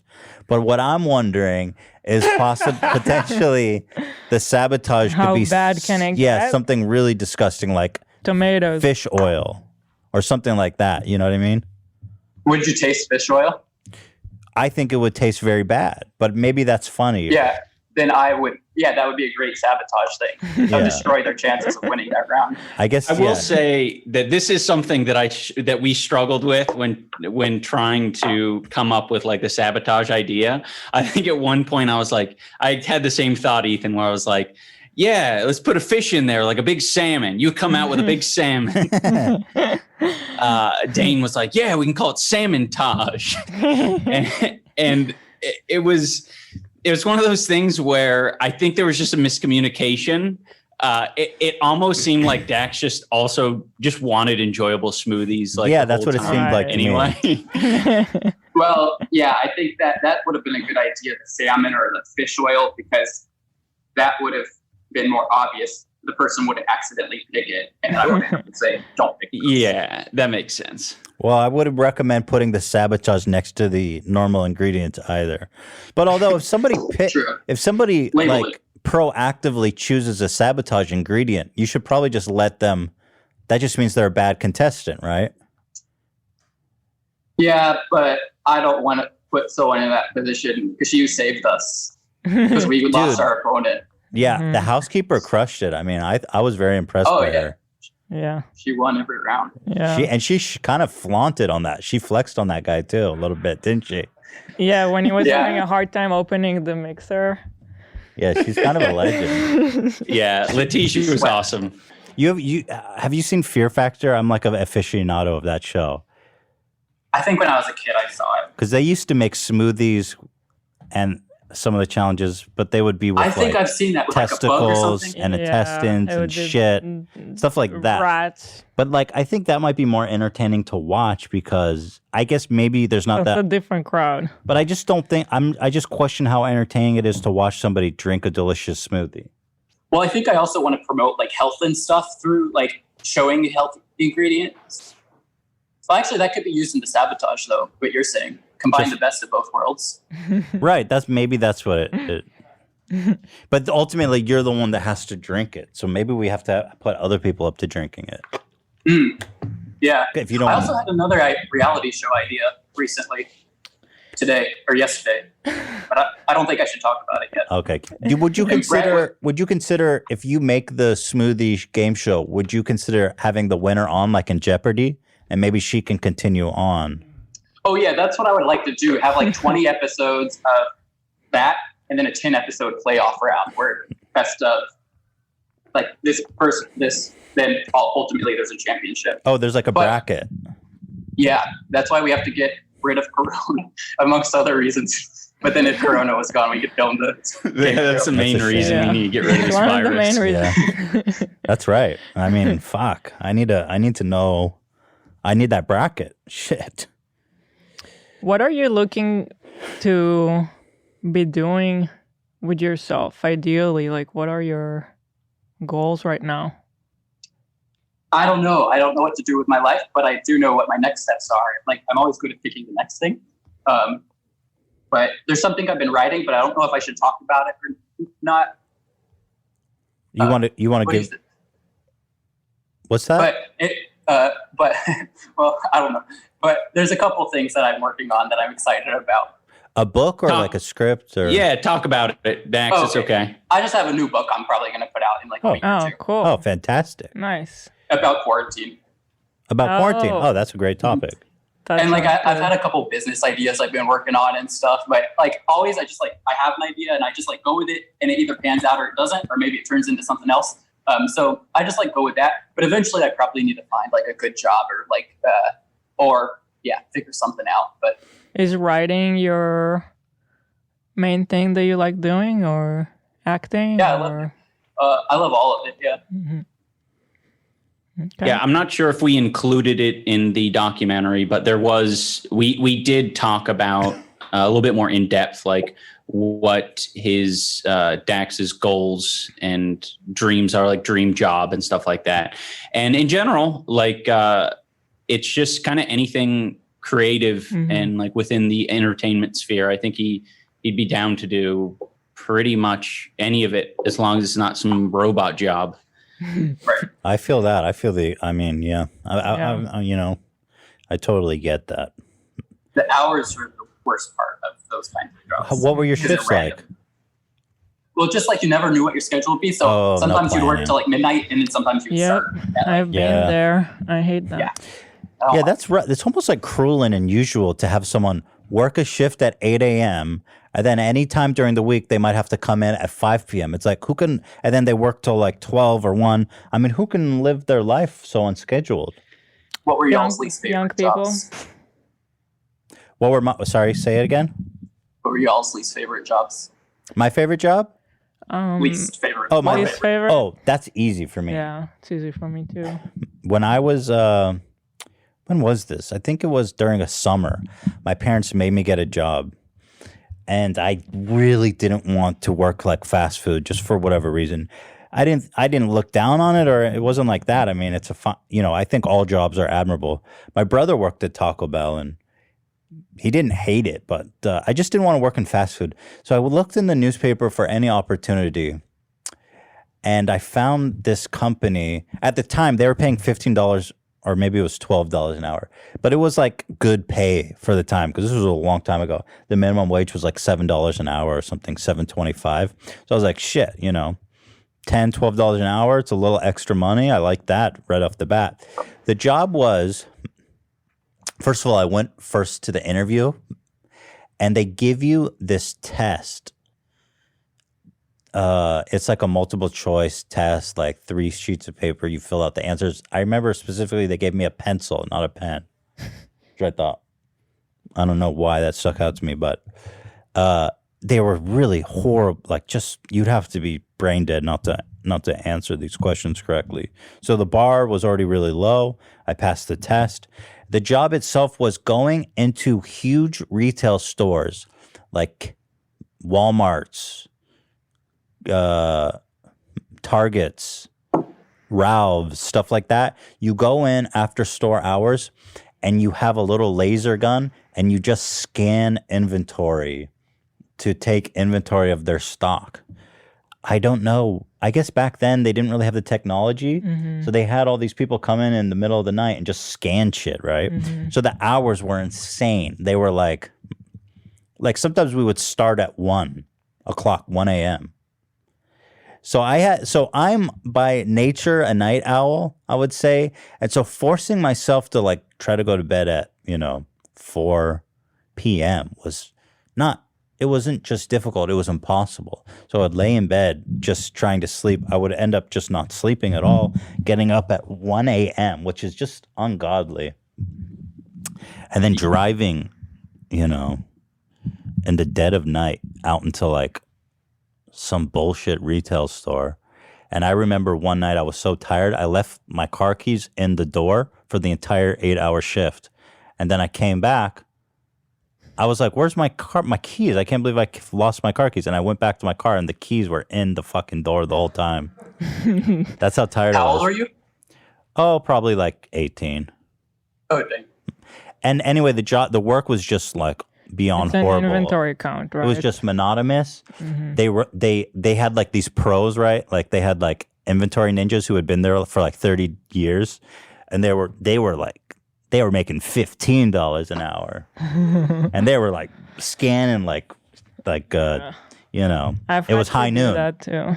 I've had to do that when I was working in like a retail shop, and I think they do it like once a year or something, and it was the biggest nightmare. Well, we were the cavalry, right? They called us in when they wanted it really good. But the problem was I sucked. I fucking sucked at the job. For some reason, I couldn't scan accurately. And then they would have like, because I was a noob, they would bring in like the Doc Holliday of scanning to fact check my work. And then they'd be like, dude, you got the count wrong. Like every time they'd be like, dude, you got the count wrong.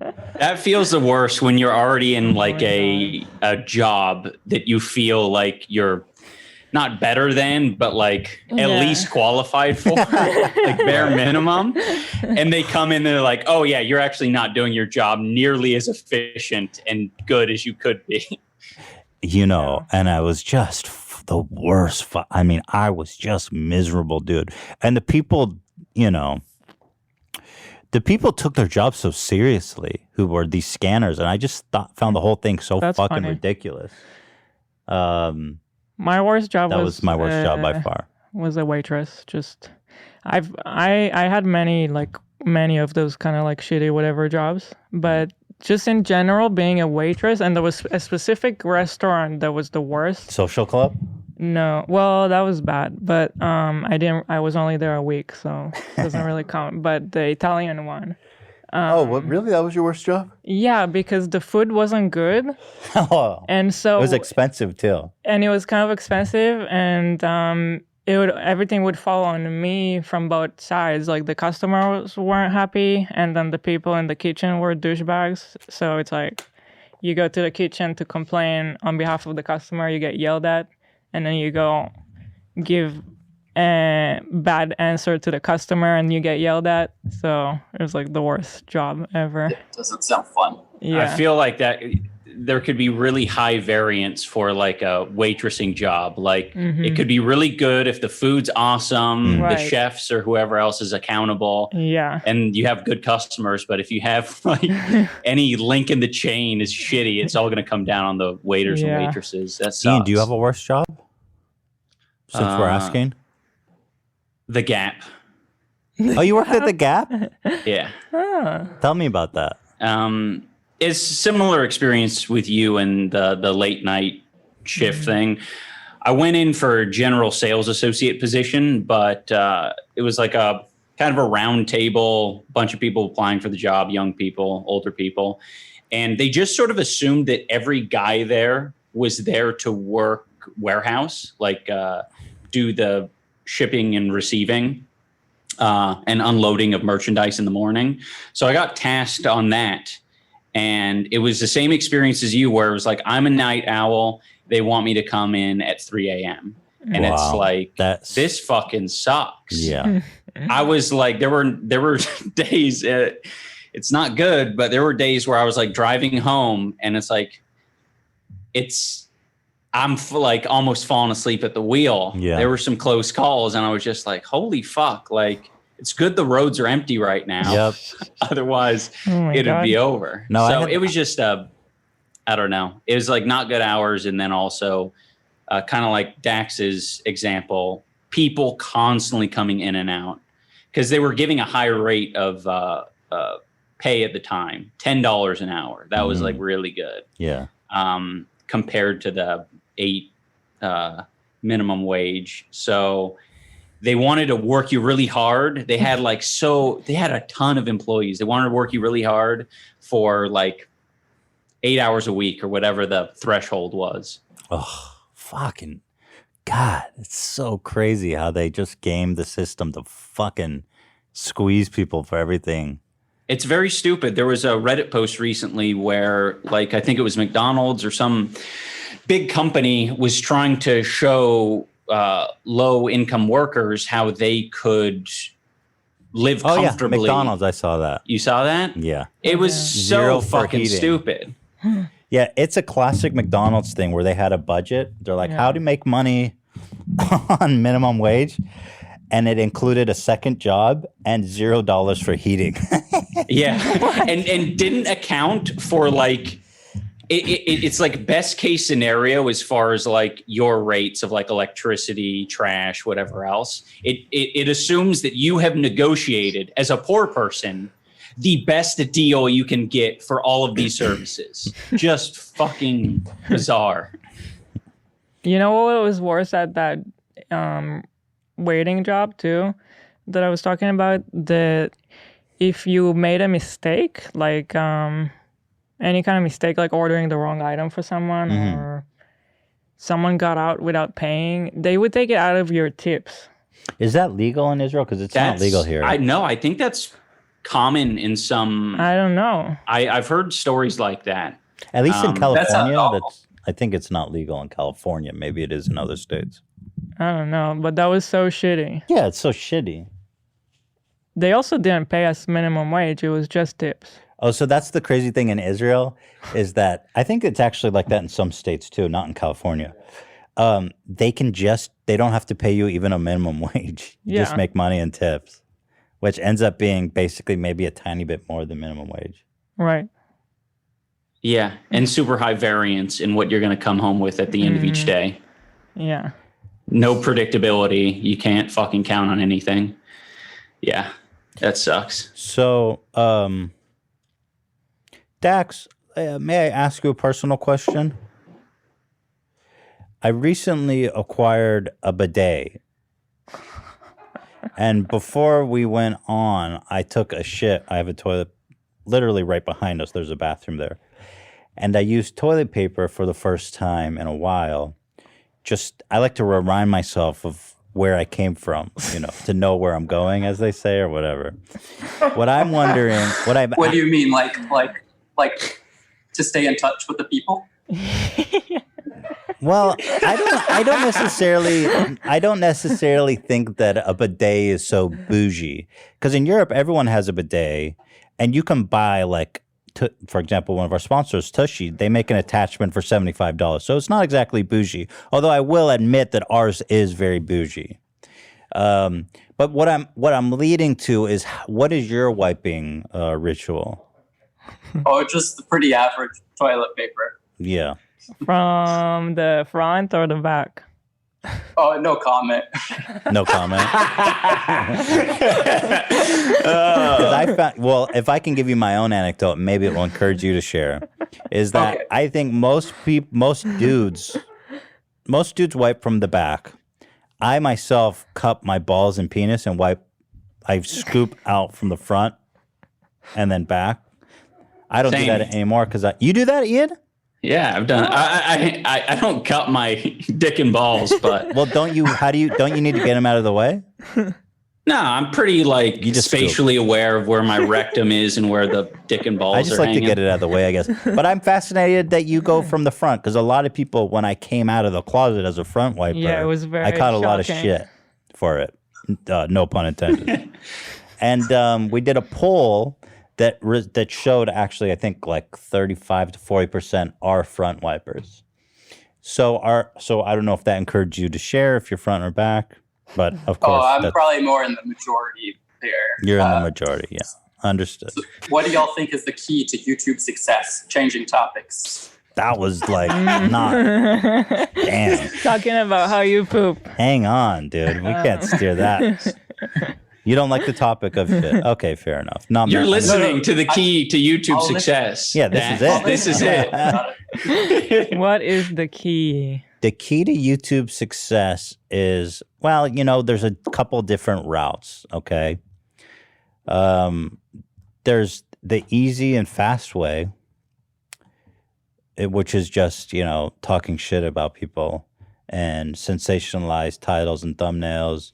So that's a really easy way I don't know if it's relatively easy, because you still have to make at least something compelling about your videos, but that's certainly the easiest way to YouTube success, or at least recognition. But the infinitely more difficult way, and I hate to say it, almost even impossible, it seems like today, is being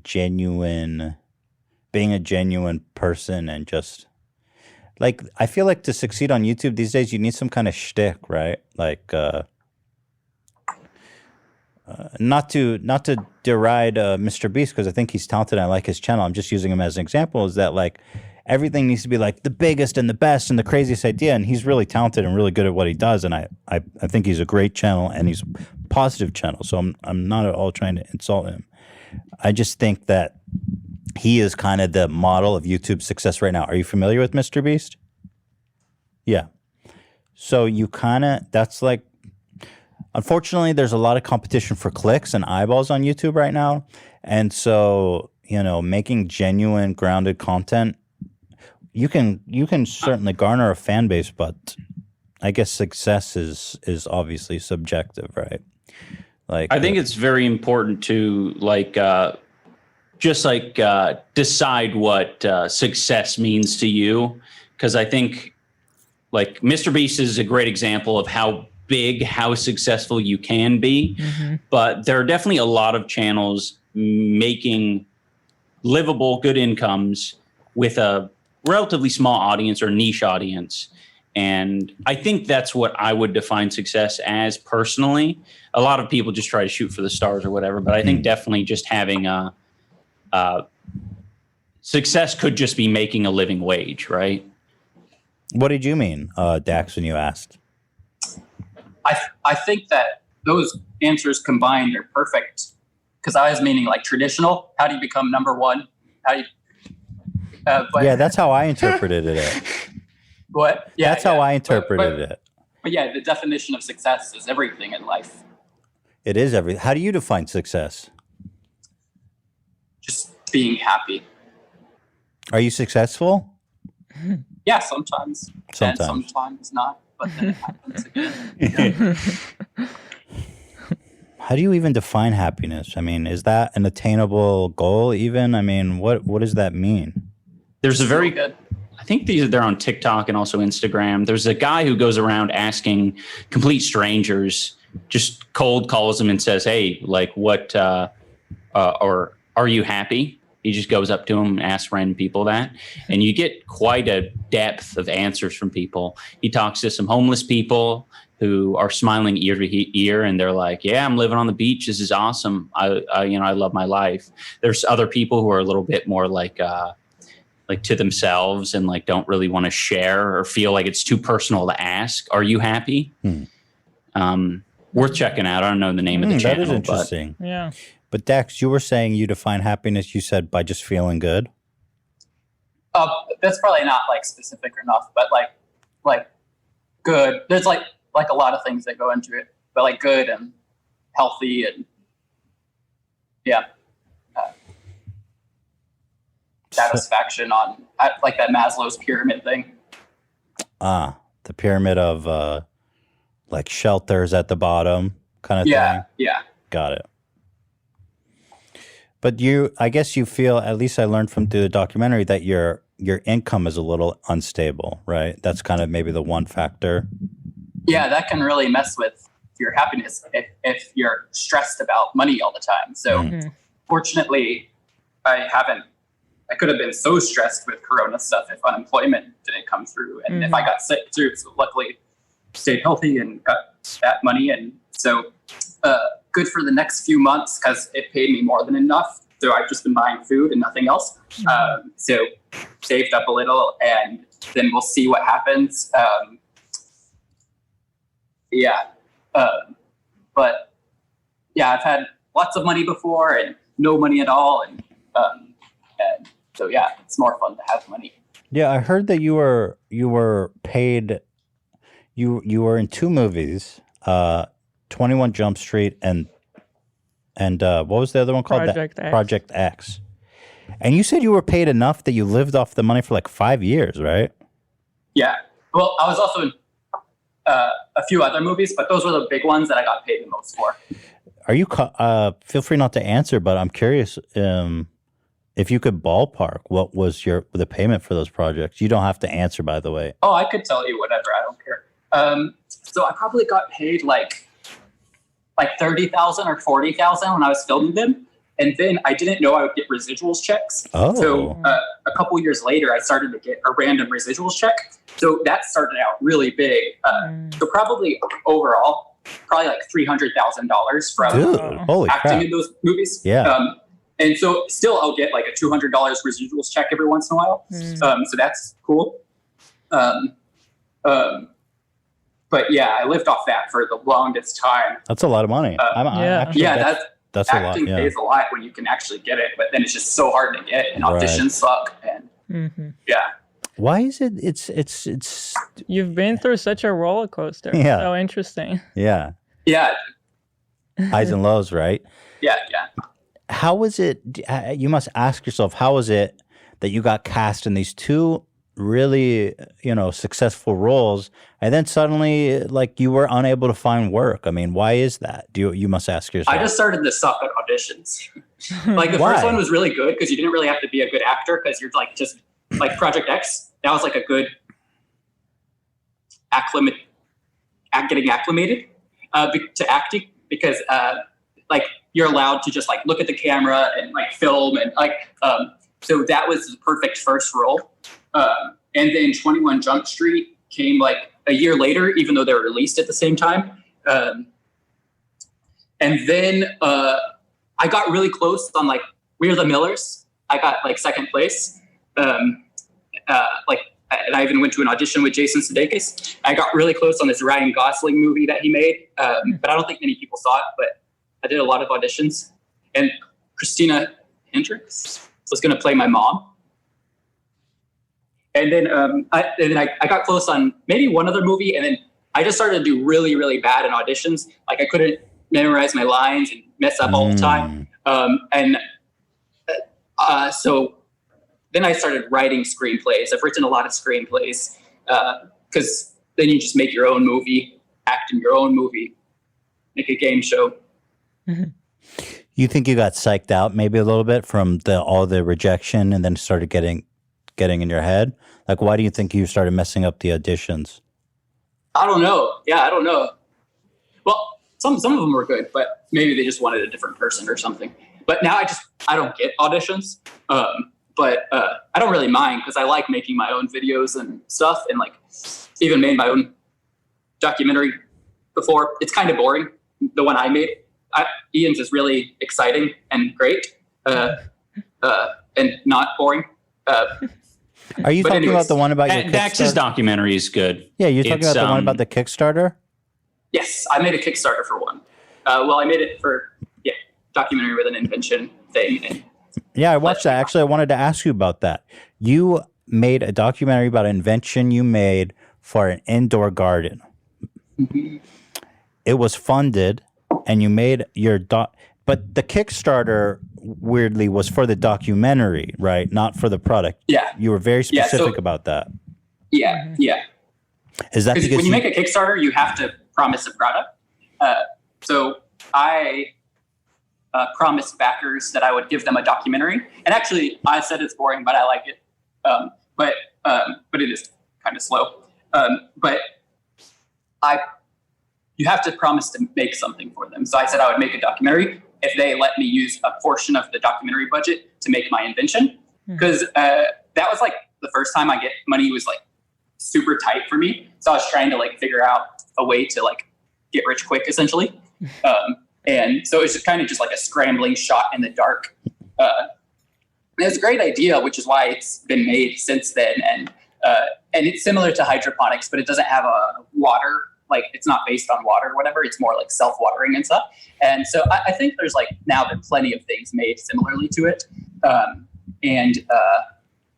Ultimately, like who cares? Because then in the end, I got to make a documentary at the very least about it.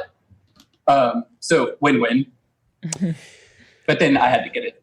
I had to worry about money still for a little while. But. Now you posted online that somebody had stolen your invention and it was in stores. Yeah. Someone emailed me that Macy's is selling the exact product, and I've seen it plenty of places since then. Like now, people keep sending it to me. Do you think you were the genesis for this concept? Do you think people stole it from your I think it's easy to get caught up in your own head at times, especially if you're feeling stressed about other stuff. So I made that video in this scrambling moment, and then I just posted it thinking I'll delete it later. Like I was about to go to work, and then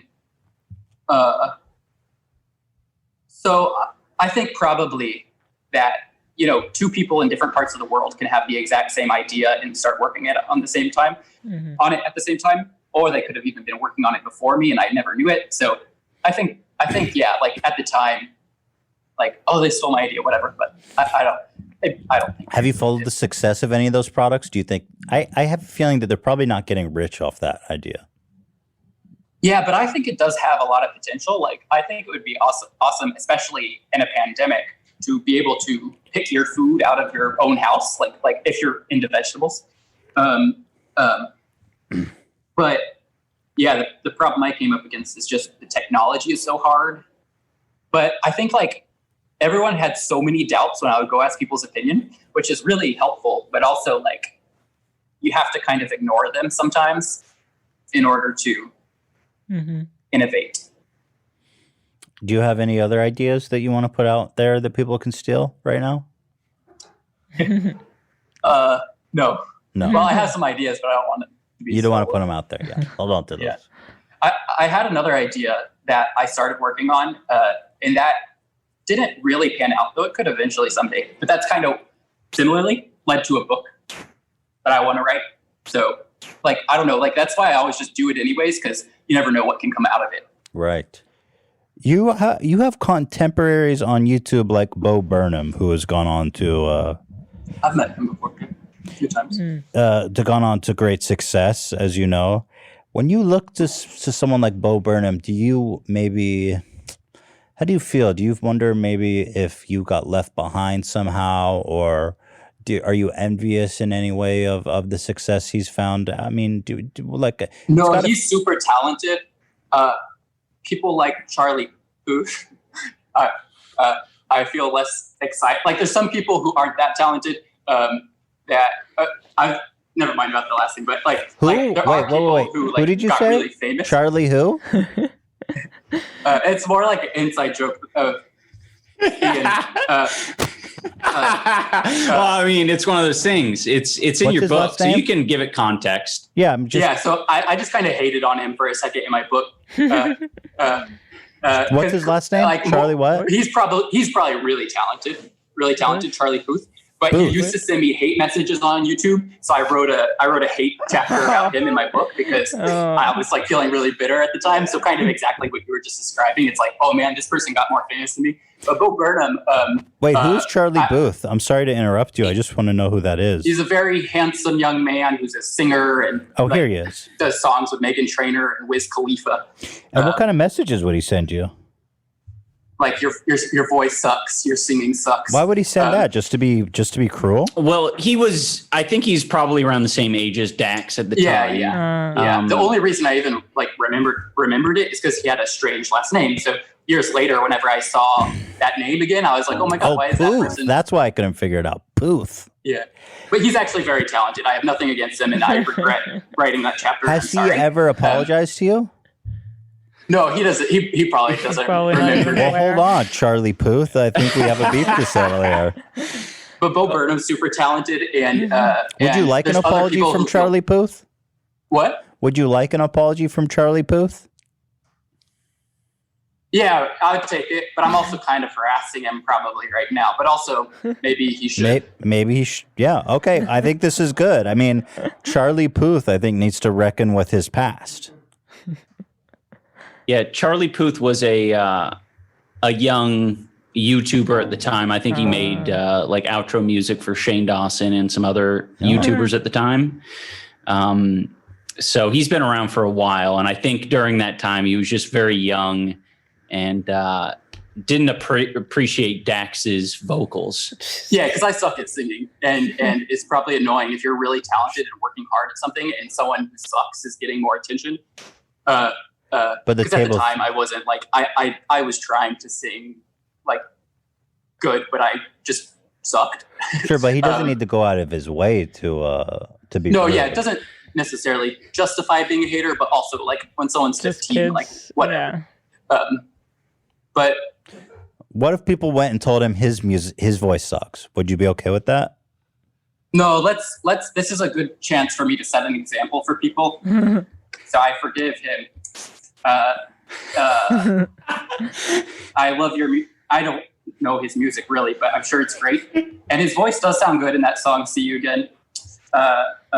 Very good falsetto.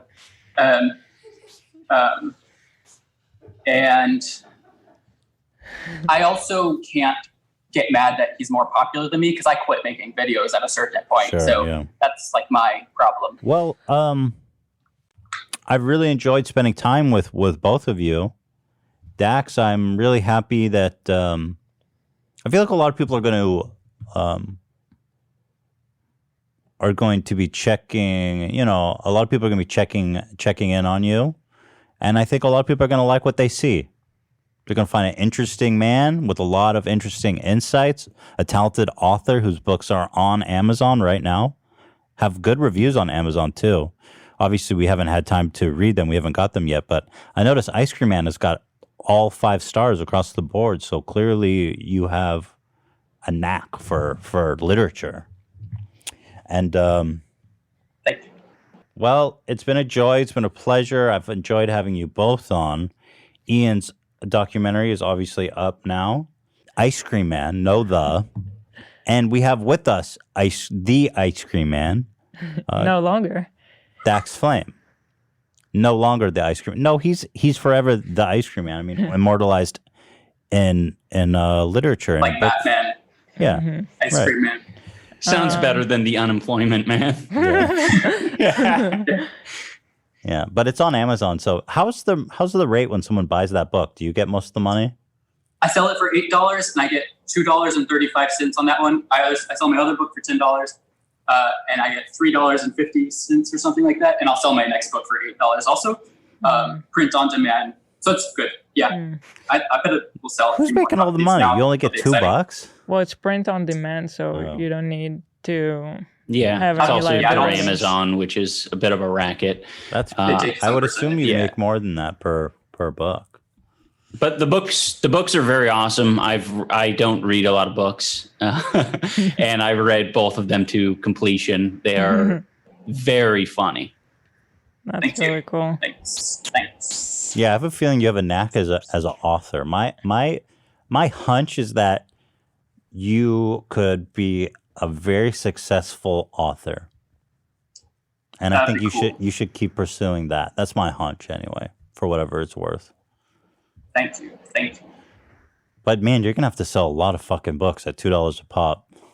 If you want more than $2 a pop to go to Dax, we do have a sabatoge T-shirt that we are splitting the revenue with Dax. That's awesome. On. That's great. Yeah, that's great. So yeah, just better margins for everyone on that. Yeah, I'm gonna buy a couple of those. I'm gonna buy one for the whole crew after this. Well, I couldn't have had one for them to all share, or one for each of them. Yeah. We would rotate. Shirt. Yeah, we would rotate every podcast. Well, I just want to say again that I really loved the documentary, and I love that you're going in this direction, Ian. Yeah, love to see it. It's really great. Can't do it without people like Dax and all the other YouTubers who, pitched in. Yeah. Oh, and shout out to Brett Benowitz. He was the other participant in Smoothie Madness. Oh, right. He was a great sport, eh? Yeah. Yeah. Him and Letitia were awesome. It was super surprising. Brett was like the only nice person on Hollywood Boulevard. I know. I noticed that. That was something, huh? Yeah. He gave us the time of day. He would have kept talking to us for longer, but he had someplace he had to be. And he's making music. He's acting. He's cool. So, if you follow him on social media or anything, just be respectful and know that he's, he does a lot of other stuff. Okay, fantastic. Well, Dax, I wish you well. I look forward to what's next from you. And Ian, the same goes for you. Thank you guys both for joining us. This has been the H3 Podcast Experience, Transcendental Experience. Joe Rogan's show is frankly not that good. If his is an experience, then mine is another dimension of being. I mean, there's no other way to compare them. People are comparing. People always compare us. They say, "Oh, I wonder which show's better." But hey, I'm here to say, give you an extra 1,000 episodes, and I think you'll overtake him. You heard it here, folks. Damn, I appreciate. Yeah, he's up to like 1,500 eps, so he has more experience than us. If his show's better, it's only for that. I think I'm more talented. Anyway, guys, thank you all for watching. And what was his name? Charlie Puth. Yes, we forgive him. All right. Thank you, everybody. That's a wrap. All right. You better watch out. You better watch out. What up? H3 coming through on that motherfucking ass. Listen to me.